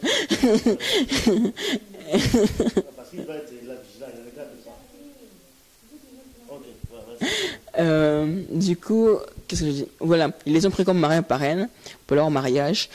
Et eux, ils ont discuté avec le marin et avec le caméraman de leur mariage. Un caméraman qui est connu, qui filme là-bas à Lausanne, qui a filmé plusieurs mariages, il va se reconnaître, pour qu'ils prennent les photos. Écoutez bien, le fruit de la haine, de la jalousie, c'est la sorcellerie. Qu'ils prennent les photos et qu'il aille les donner dans la famille de papa. Vous vous rendez compte? Vous commencez à passer le serviteur de Dieu à gentiment. Comme vous savez que c'est des sorciers, vous voulez leur donner les photos de mariage, vous commencez à agir dans la sorcellerie. Ça commence à être ça, c'est le fruit, c'est la sorcellerie. Vous prenez les photos de mariage des gens, la vidéo du mariage des gens, au lieu de leur donner, vous allez donner ça à la famille. Mes parents n'ont ni photo, ni vidéo de leur mariage. Rien du tout. Rien du tout. Monde à ténèbres. Rien du tout. Donc la photo est partie dans la famille de mon papa. Et qu'est-ce qu'ils ont fait là-bas comme c'est des sorciers? Ils ont pris les photos en question, ils l'ont amené dans le monde des ténèbres. Dans le monde des ténèbres, ils ont mis les photos dans un cercueil. Mon père de ma mère, ils ont pris le cercueil, ils ont mis ça au fond des eaux. Vous vous rendez compte? Vous avez su ça? Parce que c'était les œuvres du monde des ténèbres. Vous avez su? Après, vous allez voir les conséquences de ce qu'ils ont fait. Parce que cette histoire-là, je vais en reparler après. Des conséquences de cet acte-là qu'il a fait, ce faux pasteur-là, que vous allez reconnaître. J'ai presque envie de citer son nom, mais je ne vais pas lui donner la satisfaction de le faire connaître.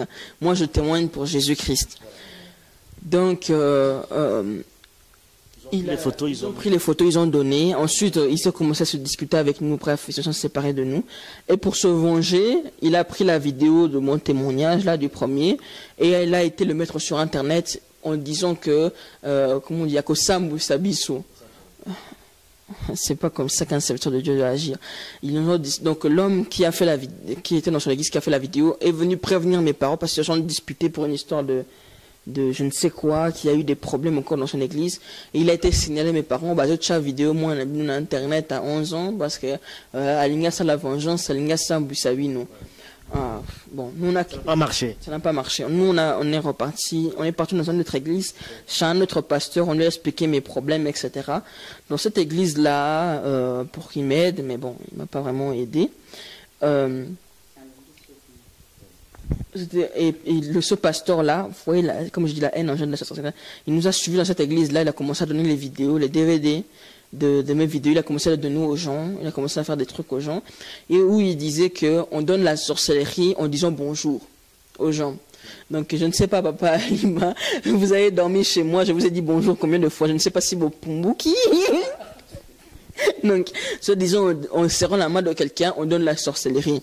Donc, il a commencé à s'effrayer les gens. Donc, à ça, vous savez sur quoi. Donc, le pasteur commençait à avoir peur. Dans l'église, les gens commençaient à avoir peur, ça allait pas. Il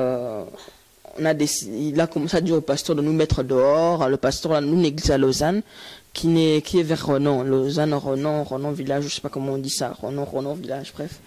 Un pasteur qui est aussi connu, il lui a dit de nous mettre dehors, etc. Donc il était vraiment rentré dans un esprit de vengeance. Oui. Et après, vous avez quitté encore cette église-là. On a quitté cette église, non pas parce que le pasteur, ceci, cela, mais parce que ça ne va pas. Les gens pensent sincèrement qu'on obtient de la sorcellerie en disant bonjour. Donc vous étiez un peu marginalisé quelque part, quoi. Voilà, et qui commence à appeler les gens dans leurs églises pour nous dire de ne pas nous accueillir, donc c'est n'importe quoi. Mes parents cherchaient la délivrance pour moi, donc il a commencé à faire tout n'importe quoi. On a quitté là-bas, mais j'étais toujours en foyer. On a été...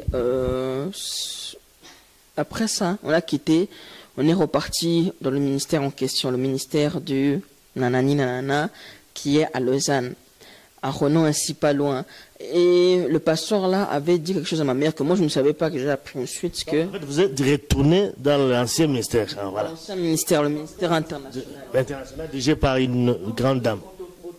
Voilà. Bozongi encore, ça veut dire place au Kennedy sous-souté, Bozongi place au Bandaki. Vous êtes retourné là-bas. On est retourné là-bas. Et Sachant bien qu'il y avait des sorciers là-bas. Mais vous y allez quand même. on ne savait pas où aller, donc on est... On est allé sur une moto, vraiment comme une souka. On a battu dans la nini. Sur la fin de l'année, autant sur l'Iwe Koya Kaka. Attends, personne n'a pas de Kaka. Ils sont retournés là-bas au ministère. On a bien que les sorciers bazar. Et regardez maintenant les conséquences de ça. Mes parents sont retournés là-bas. Les enfants de mon père ont donné une mission. Moi, j'étais en foyer à Lausanne. Ils ont donné une mission et ils ont agi, préparé quelque chose. Mon petit frère était à la maison, donc lui, il savait ça. Ou est-ce que il travaillait beaucoup avec mon petit frère, puisque du coup, lui, il était à la maison, moi, j'étais plus à la maison. Il leur fallait une porte d'entrée pour qu'ils écoutent et autres. Ils ont travaillé, ils ont préparé quelque chose pour que mon papa meure.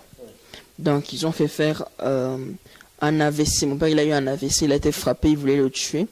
Donc, il y a eu les pompiers qui sont arrivés, il y a eu l'hélicoptère qui est arrivé, il y a eu l'ambulance qui sont arrivés, il y a eu, enfin, les pompiers non, mais la police, il y a eu vraiment, c'était quadrillé, chez nous. Donc, l'ambulance est venue le prendre, l'ont amené, donc il a été à l'hôpital, etc. À l'hôpital, là-bas, sa famille est venue l'arracher pour qu'il aille vivre chez sa fille. Chez sa fille, ils l'ont amené faire une opération bizarre au genou. De l'hôpital, lorsqu'on l'a opéré au genou, on ne sait pas où c'est, qui est le pasteur, qui est le médecin qui l'a opéré, on ne sait pas qui c'est. Donc, même ces médecins demandent qui l'a opéré au genou, où sont les papiers, les preuves. Mais il n'y a pas, mais on sait qu'il a une opération. Quelqu'un lui a ouvert les genoux, mais on ne sait pas qui c'est. On ne sait pas dans quel hôpital, on ne sait pas comment le monde des ténèbres a été ouvert, a été opéré. Donc, il est revenu chez nous à la maison. Il nous a été rendu à la maison handicapé. Papa est malade, AVC, Afandi, voilà. Résultat mondain. Voilà. Je ne sais pas quand est-ce que ma maman elle a eu le songe, comme quoi elle avait prié pour sa délivrance. Nous, on avait quitté du coup parce que les gens au ministère commençaient à dire que oh, si mon père il est tombé malade, c'est à cause du péché. Certains disaient que c'était moi, etc. Mais c'était vraiment devenu du grand n'importe quoi. Papa est revenu à la maison. Je ne sais pas quand est-ce que ma mère elle a eu un rêve, ou est-ce qu'elle a vu qu'elle a obtenu sa délivrance, ou est-ce qu'un cercueil, non c'est un pasteur qui t'a dit ça, qu'un cercueil est sorti de l'eau, et qu'ils ont sorti du cercueil, on a sorti un cercueil de l'eau, ils ont sorti du cercueil des photos de mon père, de ma mère, mais ma mère, la photo est sortie intacte, mon papa, la photo est sortie déchirée. Donc, c'était pour montrer qu'ils ont réussi à récupérer, mes parents ont réussi à récupérer leur délivrance, ils ont été délivrés. Mais la photo déchirée, c'était quoi? C'était mon père qui était devenu malade et puis ma maman qui est sortie intacte. Ça, c'est quoi? Ça, c'est les conséquences de l'acte qu'a fait ce pasteur. Les photos, non, les photos qu'ils ont vues là, qui étaient dans l'eau. C'est les photos que j'ai presque envie de citer son nom. Ça sert à rien. Je ne veux rien dire, mais je ne vais rien dire. Qui fait les photos pour les mariages, les gens l'appellent pour faire des mariages à Lausanne, il est connu. Ces photos-là, en tant que journaliste, cet homme-là est connu, il fait des photos, il filme les gens pour les mariages et autres, il a une page Facebook, etc. Mais bon, je ne vais rien dire du tout. C'est les conséquences de l'acte qu'il a fait à créer ce qui est aujourd'hui. Donc Dieu a délivré mes parents. Donc il y a des hommes de Dieu qui se baladent avec des malédictions. Ça, ce sont des malédictions. Ce pasteur-là va se traîner des malédictions. Ne pensez pas parce qu'aujourd'hui, comme ci, comme ça, il va payer. Si ce n'est pas lui, ce sera ses enfants qui vont payer. Parce qu'on ne peut pas faire des choses comme ça et ensuite prendre une Bible et aller prêcher aux gens. Parce qu'il y a des conséquences aux actes qu'il a fait. Ça, on a compris. Je crois que Bolandi, il tape, parce qu'il a vraiment à s'exprimer. Alors, vraiment, Nyoso, il tape à l'équipe. Et s'il était, encore une fois. Donc, Ezawana, l'équipe à l'église, après, besoin d'une église, on se souvient qu'il m'a gratté, mais puis après, on est au lobby, papa Zala qui frappait, tout ça, Zala malade, maman Zali, maman tout à l'heure. Après, qu'est-ce qui s'est passé? Parce que je suis allé jusqu'à Kinshasa également pour la délivrance, Boutamboula quand même. Oui, on a beaucoup tourné, mais moi, on a beaucoup tourné. On a quitté ce ministère-là, du coup. On va peut-être sauter les autres, hein, je crois que là, voilà. On est revenu à la maison, parce que on est revenu à la maison, on a commencé à vivre, on a déménagé encore quelque part, on n'habitait plus à Paris, on habitait à Avanche. Et là, ma maman, elle a entendu la voix de Dieu qui lui a dit, tu vois, tu as sillonné des églises. On a été jusqu'en France, on a été partout, on a été dans des églises à Fribourg, on a été dans des églises à Lausanne. Et tu as dit, tu vois, tu n'as rien obtenu. Tu n'as rien obtenu du tout. Donc, pour dire, c'est pour ça que moi j'aime bien dire, ça va peut-être faire mal à des gens, mais quand vous avez des problèmes, je ne comprends pas pourquoi est-ce que les gens, ça les dérange d'entendre ça, mais chercher Dieu. Eux, ils ont l'impression que le fait d'être à la maison, de prier tout seul, d'entendre leur voix, Dieu ne les entend pas, alors que c'est faux. Cherchez Dieu d'abord au lieu de courir dans une église. À l'heure d'aujourd'hui, il y a église et il y a église. Il y a aussi des vraies églises où est-ce que vous allez aller, mais vous allez être combattu par les fausses personnes qui sont à l'intérieur. Donc il y a aussi une vraie église, vous allez être combattu. Alors, aller à l'église n'est pas forcément une solution. Aller à l'église, c'est aussi le commencement, attention, d'un nouveau combat dans votre vie. Donc il faut faire attention à ça. Donc elle a sillonné, elle a été, on m'a imposé les mains, on m'a fait de tout, on m'a balancé des parfums dessus, on m'a mis de l'huile d'olive dans les yeux pour soi-disant tuer mes yeux, on m'a rasé la tête, ce pasteur-là qui nous a volé nos photos m'a rasé la tête, on m'a tout fait, mes parents se sont retrouvés dans un tribunal parce qu'on n'allait plus à l'école, il y a eu des problèmes, ils ont été jugés dessus, donc les conséquences quoi, pour maltraitance, plein de choses. On n'a rien obtenu là. Vous êtes retourné à la maison comme tu l'as dit? On est retourné à la maison. À la maison, c'est de là où est-ce que Dieu a commencé à opérer. Parce que maintenant, on était seuls, on n'avait plus de pasteur, on était seuls maintenant avec Jésus. Et petit à petit, les choses ont commencé à amener. On a déménagé de Avanche. Parce qu'à Avanche, là-bas, il y avait les sorciers de ce ministère qui, vous vous rendez compte de la sorcellerie, ils ne regardent même pas le peu d'argent qu'ils touchent, au lieu de manger ou autre, mais il va payer le train pour aller jusqu'à Avanche, pour pouvoir aller faire les œuvres des ténèbres. Donc, il y a plein de choses comme ça. Mon papa a été dans le coma un temps, quand il y avait les gens du ministère qui venaient pour prier pour lui, etc. Au bout d'un moment, Dieu a voulu qu'il s'en aille pour que Dieu lui-même prie pour maman. Elle prie toute seule avec papa. Et puis, c'est Dieu lui-même qui a fait les choses. Donc, comme je disais, Dieu a fait les choses. On a déménagé d'Avanche. On a quitté Avanche. On est arrivé ici à Chaux-de-Fonds. Arrivé à Chaux-de-Fonds, on a commencé à prier à la maison. Maman aussi, bicota pour côté un ordinateur. L'ordinateur, c'est bien, pour entendre des bonnes prédications et autres, on reste à la maison. Mais vous pouvez aussi entendre aussi des fausses doctrines. Elle est tombée sur un homme qui disait être mort et ressuscité. Soit disant que c'était Dieu qui l'avait ressuscité, vraiment, moi, j'en sais rien.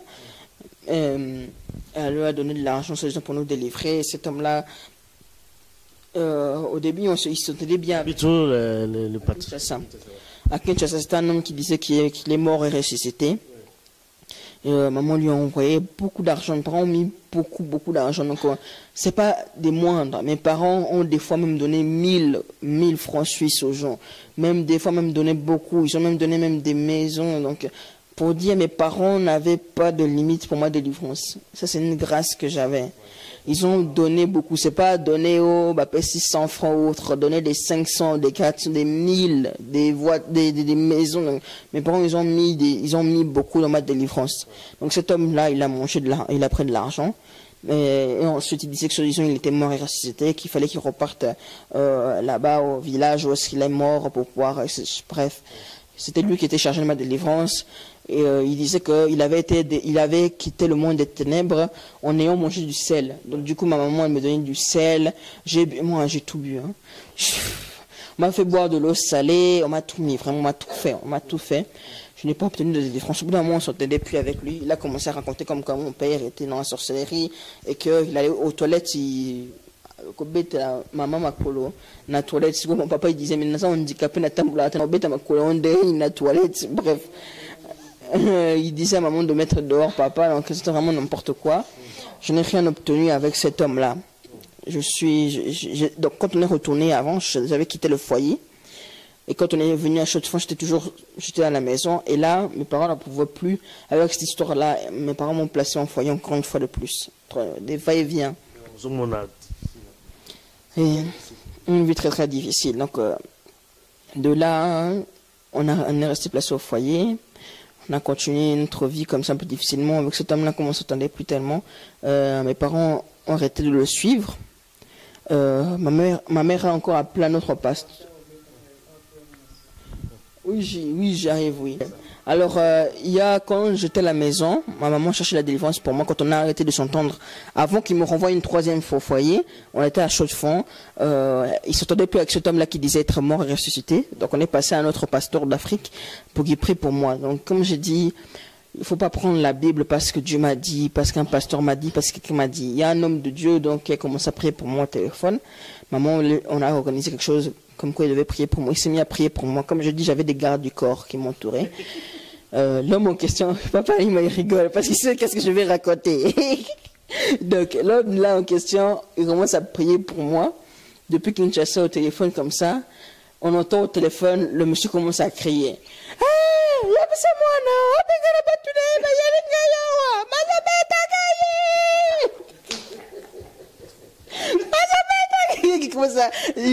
Il prie pour quelqu'un, lui-même il commence encore à pleurer, à crier. Ouais, c'était n'importe quoi. Il s'est retrouvé donc par terre, malade, sa femme aussi malade, moi je ne savais même pas. Ces gens-là qui m'entouraient ont été vers lui, l'ont frappé. Il a vu spirituellement qu'on a pris son enfant, son bébé, on l'a mis sur l'épaule, il voulait l'amener à Bumba. On est originaire maintenant. Donc ils ont amené, donc ils voulaient amener l'esprit de son enfant à Bumba. Le mari était malade, il était par terre, toute sa maison, tous les enfants, mari et femme malades, à terre, ne pouvant plus bouger, rien du tout. Incroyable. Donc le monsieur là, il appelle à la maison, il me demande au téléphone, il me prend au téléphone, il commence à me dire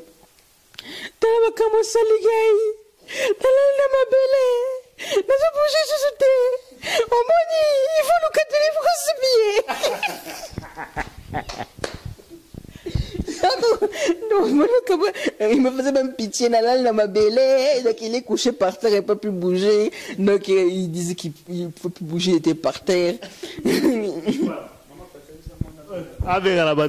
C'est vrai que je vois que tu me qui un peu parcourir un peu, hein. Je crois qu'on va peut-être pas, ça tourne, hein. Donc parcourir l'église pour dire que Bundani.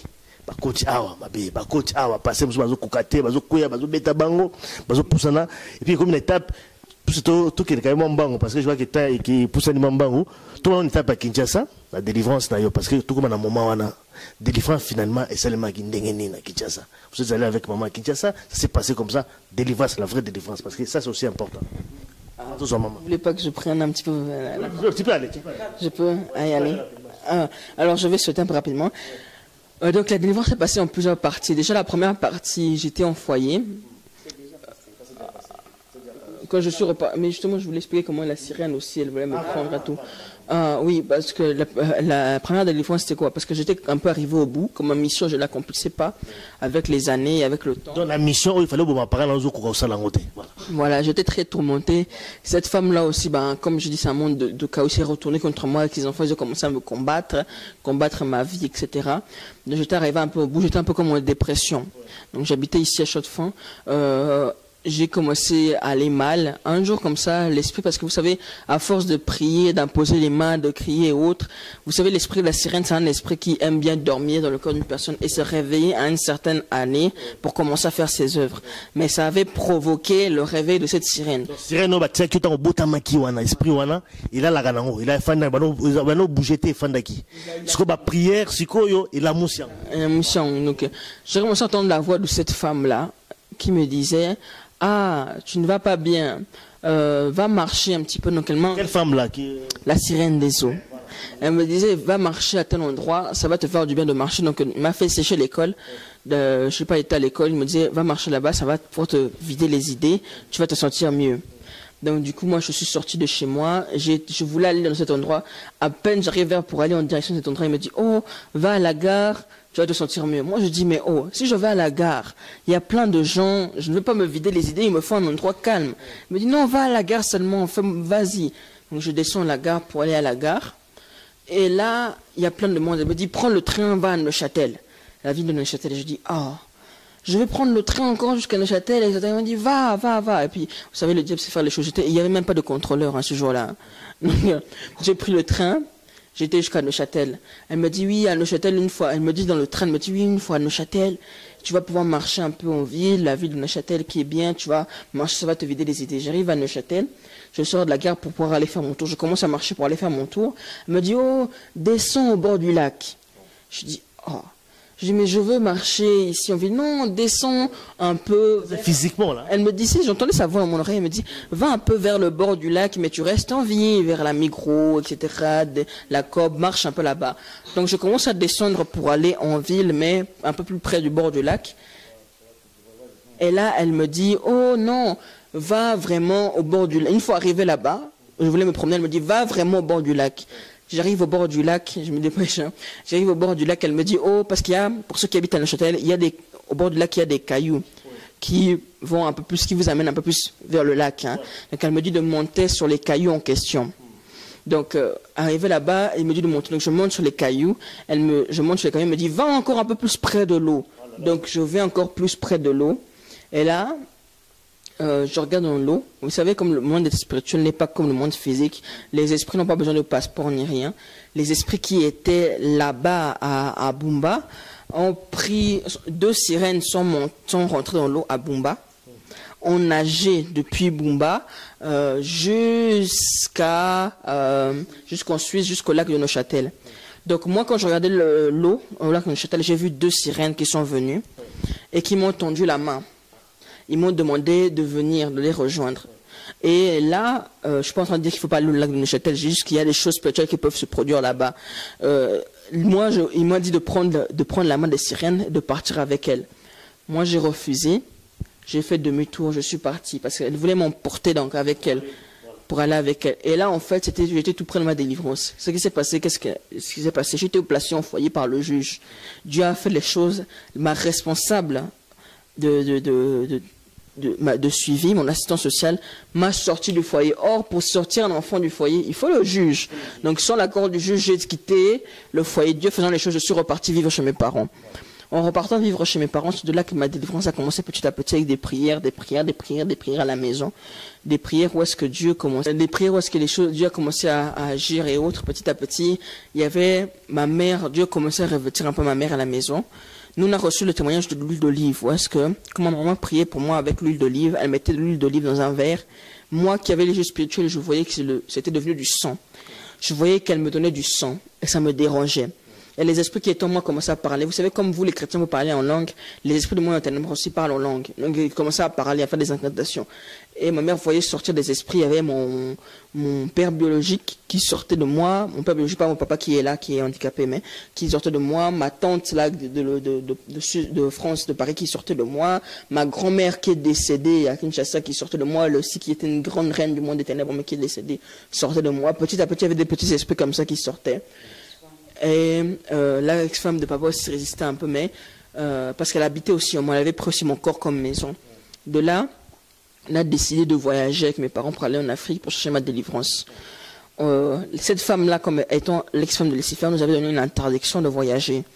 Et quand mes parents... Donner l'interdiction de voyager. L'interdiction de voyager. Donc il fallait obtenir le droit de voyager. Ma maman organisait son voyage tranquillement. Normalement, elle a acheté les billets, tout et tout. Arrivé au jour de voyager, on n'a pas pu voyager. Non pas parce qu'on était arrivé en temps, mais il y a eu quelque chose qui s'est fait. On n'a pas pu voyager. Ils nous ont demandé de racheter les billets pour faire Suisse-Paris. On a racheté les billets pour faire Suisse-Paris en train. Une fois arrivé en France, on voulait prendre l'avion. On a raté encore l'avion. On a racheté encore les billets de Paris, Belgique, Kinshasa. Pourquoi? Parce qu'on devait acheter le droit de pouvoir voyager. Il faut acheter le droit de voyager. Parce qu'on a dépensé. Voilà, on a fait beaucoup de dépenses. Donc on a payé 2 fois notre voyage au total. On est arrivé à Kinshasa. On a été frappé par un esprit de distraction. On a commencé à se distraire, passer les vacances, etc., etc. Au lieu de chercher la délivrance. Tout près du voyage, tout près de la date de retour, c'est là que les problèmes sont venus. On n'a pas pu voyager. Et c'est là qu'on a commencé à réellement chercher Dieu. Parce qu'on était rentré dans la distraction, profiter des voyages et tout le reste. Ma maman avait l'habitude elle donne facilement, je dis mes parents donnent facilement aux serviteurs de Dieu. On a été dans différentes églises. On a été chez un pasteur que Marie Msambossi a été chanté là-bas. Je l'ai vu ensuite sur la télévision. Et il y a eu, on lui a offert des montres suisses, de marque, etc. Ce prophète-là, il est venu avec ses serviteurs chez nous, à l'hôtel, dans la chambre. Il a commencé à prophétiser comme mon père sentait l'odeur du Maccabée, donc Ibembe, etc. Comme ça, prophétiser que j'étais dans les œuvres de ténèbres, etc., etc. Et pour délivrer, il a commencé à dire à mes parents, oh, on va pas réussir, votre problème est trop gros. Ils sont partis. Il fallait rendre les montres suisses, pasteur. Donc, ils ont gardé ça, donc, d'un grand n'importe quoi. On a été chez une autre servante de Dieu qui, en plein son séminaire, comme ça, je sais pas qu'est-ce qu'il lui a pris. Elle a voulu subitement lever mon père, elle l'a pris par la main, pour ceux du son le lever. À Tobolisi, on a mis sa batutu, atambola, la soni. Avant d'ici, on a quitté. Parce qu'on a su qu'à église de Sili, tonito kende, grand frère, ma papa, côté soni, c'était bon, on a eu mouton, à son sous la chaise roulante. Donc, qui soni, voilà, alors, t'es boutique à vendre. Donc, du coup, on est parti quand même. Ils ont commencé à vouloir me faire une cure d'âme, etc. Elle avait emporté. Ce n'était pas possible, c'est bon. Après un nom comme ça, c'était pas possible. Et de là, on n'a rien eu. On a été à ACK, on n'a rien eu aussi. Ils étaient comme 7, 5, 10 pasteurs de ACK, prophètes, je ne sais pas pourquoi ils m'ont imposé les mains. Nada, rien du tout. Donc il y a eu de tout, les pasteurs ne voulaient ni certainement. Donc je n'ai rien obtenu nulle part. On a commencé maintenant à tirailler, on avait les problèmes aussi où est-ce qu'on pouvait plus repartir. On avait des problèmes pour repartir en Suisse. C'est là que on a rencontré un soir comme ça où est-ce que ma maman, elle avait craqué, elle pleurait dans la chambre d'hôtel. On ne savait plus quoi faire. Ma maman, elle se disait, Nassoni, on a problème, à l'époque là, on était en 2015, été 2015. Elle entend une voix qui lui dit, t'as la TV, on avait la télévision dans l'hôtel. Elle continue à pleurer tout ça, la voix lui dit, t'as la TV, elle dit, t'as la TV. Si elle regarde comme ça, elle voit un pasteur qui passe à la télé, qui commence à raconter comment est-ce qu'il a prié pour une jeune fille qui était possédée d'une esprit. Donc elle a pris contact avec ce pasteur, on a été là-bas, et il avait une prophétesse avec elle qui travaillait. Donc le pasteur, c'est le pasteur Ernest Mungu, Bokunda, pasteur Ernest Mungu, à Kinshasa. On a été, c'est vers Banda, là, maman. Je sais pas. Moi, je connais pas bien Kinshasa, donc. Il était avec la prophétesse Nanou, qui était là, et ils ont reçu donc ils ont reçu la directive de la prière. On devait aller à la montagne ou la forêt de Louzizi. On parle de Ngomba, Matangomba. La montagne de Louzizi, là, pour la délivrance. Parce que, le Saint-Esprit nous avait dit que l'esprit qui était en moi allait déranger le voisinage et aller aussi rester d'effondrer aussi le bâtiment. C'était pas son église, il empruntait une salle, donc ça allait être vraiment assez dangereux. Il faut savoir qu'il n'avait pas menti. Pourquoi? Parce que quand on habitait même chez nous à la maison, cet esprit avait pour l'habitude, moi j'avais l'habitude de tout détruire.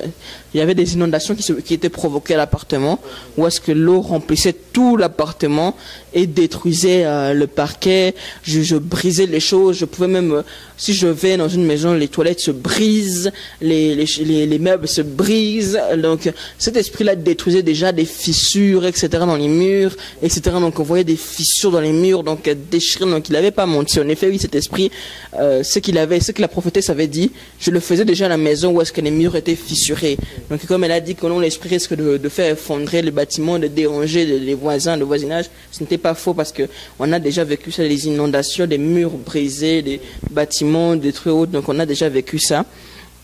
Et donc on ne pouvait pas faire ça là, il fallait aller à Louzizi là. Donc on a préparé notre déplacement avec lui. On a été à Louzizi là-bas. Louzizi là vraiment c'est magnifique, j'ai beaucoup aimé.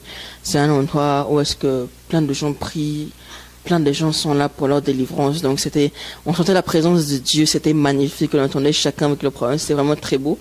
On a dormi, on s'est réveillé à un moment donné pour faire la délivrance. Donc on a cherché notre coin parce qu'il y a des gens qui sont éparpillés un peu partout en train de prier. Donc il faut chercher le coin où vous êtes tranquille. On a cherché un coin où on était bien. On a commencé à prier pour moi. Et de là, le pasteur a vraiment je veux dire, galéré, quoi. Il a vraiment eu de la peine pour me délivrer. Au moment où la prophétie est sortie, Dieu demandait pourquoi est-ce qu'on a laissé l'huile d'olive. L'huile d'olive, c'est très important. C'est très important dans la maison. Vous priez, prenez de l'huile d'olive, puis vous achetez ça, vous priez pour, vous demandez à quelqu'un de prier pour votre huile d'olive. Pour l'utiliser, c'est très fort. Donc cette huile d'olive-là qu'on avait oubliée, Dieu nous avait demandé pourquoi est-ce que ni eux ni nous avaient pris l'huile d'olive. Il avait demandé pourquoi il n'y avait pas eu l'huile d'olive. Le pasteur s'est vraiment débattu. Nous m'ont tombé, donc c'est vraiment débattu pour cet esprit. Ne sortez pas. Il est débattu, ne sortez pas. On a commencé à invoquer autre. Au bout d'un moment, il y a une partie où ce que Dieu a dit, bon, là, maintenant, il a laissé un gars mon azo kita. Moi-même, je viens. Moi-même, je viens parce qu'on a commencé à passer l'heure et autres. Ils ont commencé eux-mêmes à demander à Dieu qu'est-ce qu'on va faire. Cette famille vient en Suisse. Il faut trouver une solution. J'ai commencé à invoquer Dieu parce que c'est débatté rien du tout. Et la voix de Dieu nous a dit, moi-même, je descends. Moi-même, je viens. Et c'est Dieu lui-même qui est venu. Et quand il a sorti l'esprit est sorti de moi. Il est sorti pété, vraiment. Moi, pour dire, la différence est forte. Hein. Jésus sait faire les choses. Quand tu parles de l'esprit, c'est l'esprit de sirène, l'esprit que tu avais. L'esprit de sirène est sorti tranquillement, doucement. On a quitté le Zizi, on était bien content et autres. On avait du coup nos problèmes là pour revenir en Suisse. Pour la sorcellerie, parce que là tu parles de l'esprit de sirène, mais il y a aussi la sorcellerie que tu avais. C'est parti également. C'est parti. Il y a tout qui est parti. J'étais délivré, vraiment libéré. J'ai été allégé du poids de ce qu'il y avait en moi. Tout est sorti. Dans quelle année vous avez 2015? 2015, été 2015, vraiment, été 2015. La naissance en Christ, été 2015, la libération, été 2015, la délivrance. Donc, été 2015, ça fait 2 ans pratiquement. Donc, tu avais 17 ans à l'époque, parce qu'aujourd'hui, tu as 19 ans. Donc, à 17 ans, tu as été délivré. Oui, j'ai été délivré à l'époque de cet esprit-là. Et Dieu a fait les choses assez bien. On est reparti, on avait eu quelques soucis encore, mais ils ont prié aussi pour papa. Parce que la famille de papa voulait que papa meure là-bas en Afrique, parce que comme elle nous avait mis l'interdiction de voyager, on a quand même voyagé. Ils voulaient qu'il meure là-bas pour qu'on dise que c'est de la faute de ma mère. Donc ils ont aussi prié pour papa, ça a été, les choses se sont faites. Et ils ont aussi prié pour nous aussi, ça a débloqué aussi notre voyage. Ils nous disaient seulement d'adorer Dieu. Donc on a adoré Dieu là-bas à l'ambassade de Suisse, les choses se sont faites. À l'ambassade de Suisse, les choses se sont faites, on a pu voyager, on a pu revenir en Suisse. Et depuis ça, pour moi, les choses vont mieux. Dieu a su. Depuis 2015, ce que vous sentez, parce que c'est aussi le problème. Parce que alors c'était à témoigner 2 ans après, parce que aussi des dans un processus. Je vois qu'il faut quand même nous permettre en gros. Celui-là s'exprimer comme ça, c'est parce que Dieu a permis. C'est le moment vraiment en Goloba. 2015 à 2017. Ils ont les gagné. Est-ce que vous vraiment la solo pratiquement la vie comment tu te sens maintenant? Alors il faut savoir qu'au début aussi ils se sont beaucoup battus aussi pour essayer de me récupérer. C'est toujours bien de prendre le temps avant de témoigner. Pourquoi? Parce que quand vous quittez le diable, laissez le vous récupérer. Ça ne sert à rien de se précipiter. Enfin, ça ne sert à rien. Ça sert aussi, si Dieu vous demande de témoigner, témoigner. Je vous empêche pas de témoigner, mais il y a toujours un moment où on essaie de tout faire pour récupérer la personne. Il y a aussi un moment où le diable essaie de vous mettre dans la distraction et autres. Il y a aussi plein de choses qui se produisent. Ouais, c'est bien toujours d'attendre, de combattre, de persévérer plutôt que quelqu'un qui témoigne, qui retombe dans la sorcellerie pour témoigner une deuxième fois. Vous êtes décrédibilisé totalement, ça ne sert à rien. Il faut vraiment prendre le temps. J'ai pris le temps de prier. Ce témoignage, je le fais pour la gloire de Jésus-Christ. Parce que le temps est passé. J'ai cuvé en moi la grâce que Dieu m'a fait, que j'aimerais partager, parce que j'ai souffert pour obtenir ma délivrance. Et je sais que beaucoup aussi souffrent pour obtenir leur délivrance. J'aimerais dire à ceux qui, comme moi, à un moment donné, ont perdu espoir à force des faux pasteurs, des fausses églises, que Jésus-Christ existe. Il existe. Il existe. La lumière, la vraie lumière existe. Moi, je l'ai vue. Elle existe dans ma vie. Je l'ai vue dans ma vie, dans la façon dont Dieu m'a délivré, la façon dont Dieu était pour moi. Donc, Dieu existe. Jésus-Christ existe. C'est pas parce que tu es passé comme moi de fausses églises en fausses églises qu'il faut te dire, oh non, c'est juste des bêtises. Tous ces gens-là, ils sont là pour des bêtises. Il y a des faux, il y a des vrais, il y a des souffrances à vivre dans les églises, comme il y a des bonnes choses à vivre dans les églises. Donc, ouais, cherchez premièrement, j'aimerais aussi dire aux gens de ne pas chercher toujours pasteur, église. Cherchez Dieu. C'est vraiment quelque chose qui m'a touché, qui m'a à cœur, de chercher Dieu. Cherchez Dieu d'abord. Cherchez vraiment profondément Dieu. Vous cherchez les bâtiments. Oublions que vous êtes le bâtiment. Vous cherchez les assemblées. Oublions que vous êtes l'église. Lavez le temple du Saint-Esprit avant d'aller laver les chaises de l'église. Lavez votre âme. Purifiez votre cœur. Lavez-vous à l'intérieur. Moi, je cherche toujours, je demande toujours à Dieu de me rapprocher de lui. J'aime bien, des fois même je crie, je prends un papier, j'écris mes défauts, je demande à maman de prier pour moi, me donner le livre. Pourquoi chercher toujours à être agréable à Dieu? Cherchez toujours à vous rapprocher de Dieu. Cherchez ça d'abord. Allez à l'église. C'est bien si votre église est bien, mais ce n'est pas ça qui va forcément vous sauver. Ce qui va vous sauver, c'est si en vous, vous avez Dieu. Et dans votre vie, vous servez Dieu en vérité. C'est ça qui va vous sauver. Je chante à l'église. Je fais ceci, je fais cela. C'est pas ça, être chrétien. Oh, je mets les fleurs dans l'église, je décore l'église, je suis protocole. Ce n'est pas ça, être chrétien. Une personne peut être chez lui, il prie Dieu, il invoque Dieu, il lit la Bible, il cherche à se rapprocher de Dieu, il cherche à connaître la parole de Dieu, il cherche Dieu en profondeur. Lui, à la différence de toi qui mets les pieds chaque dimanche à l'église, lui, il est un vrai chrétien. Et je peux vous dire que lui, il est le véritable église. C'est lui le véritable chrétien, celui qui cherche la relation avec Dieu. Cherchez premièrement le royaume des cieux. Ce n'est pas moi qui le dis, c'est Dieu. On n'a pas dit aller chercher les catholiques. On n'a pas dit aller chercher telle église. On n'a pas dit va chercher tel pasteur nani. On a dit chercher premièrement le royaume des cieux. Cherchez Dieu premièrement. J'ai souffert. Ma souffrance doit aussi vous servir à vous de leçon. Que lors d'aujourd'hui, où le diable s'est élevé, où Dieu va faire les choses et va revenir aussi, il faut savoir que le diable s'est implanté dans l'église. La Bible, elle avait prophétisé des siècles avant. Ce que la Bible a cité est en train d'agir. Vous allez chercher dans les églises des pasteurs pour vous aider. Vous avez des problèmes en plus. Ça ne sert à rien du tout. Il faut chercher d'abord Dieu. C'est Dieu lui-même qui va vous délivrer. Il ne faut pas douter de Dieu. C'est pas parce que je te dis prie Dieu à la maison que tu te dis oh, je suis tout seul. Je ne peux pas. Non, non, non. Il ne faut pas se sous-estimer. Nous sommes des enfants de Dieu. Si toi tu te sous-estimes parce que tu es chez toi en train de prier, c'est dire que tu sous-estimes Dieu. Parce que quand tu es tout seul chez toi en train de prier, tu pries avec qui? Avec Dieu. Si pour toi ton problème ne peut pas trouver de solution, c'est que tu n'as pas la foi. Tu n'as pas la foi. Tu es chez toi, on te demande de prier chez toi. Tu te dis, oh, mon problème ne va pas trouver de solution. Parce que tu es chez toi. Tu es donc, pour toi, Jésus-Christ est tellement limité que tu ne peux pas l'obtenir. Je dis, la première partie du mois de délivrance s'est passée à la maison. Seule avec ma mère. Donc, c'est très important ça. Seule avec ma mère. La première partie du mois de délivrance s'est passée seule avec ma mère à la maison. Donc, vraiment... Dieu peut agir, Dieu peut faire des choses et Dieu peut vous conduire, Dieu peut vous guider. Laissez-vous guider par Dieu, ne vous laissez pas guider par quelque chose. C'est bien aussi de prendre un moment d'écouter la parole de Dieu. Cherchez des fois des prédications vous-même, cherchez des fois à lire la Bible vous-même, cherchez vous-même à vous instruire avec Dieu. Laissez le Saint-Esprit être votre pasteur. Il va bien vous enseigner, il va mieux vous enseigner que les enseignements que vous allez recevoir quelque part. Il va même vous guider vers les faux, vers les vrais pasteurs. Il va vous guider vraiment. Laissez Dieu prendre la première place. Arrêtez de donner la place de Dieu au pasteur. Mes parents ont donné la place de Dieu au pasteur, ils l'ont regretté.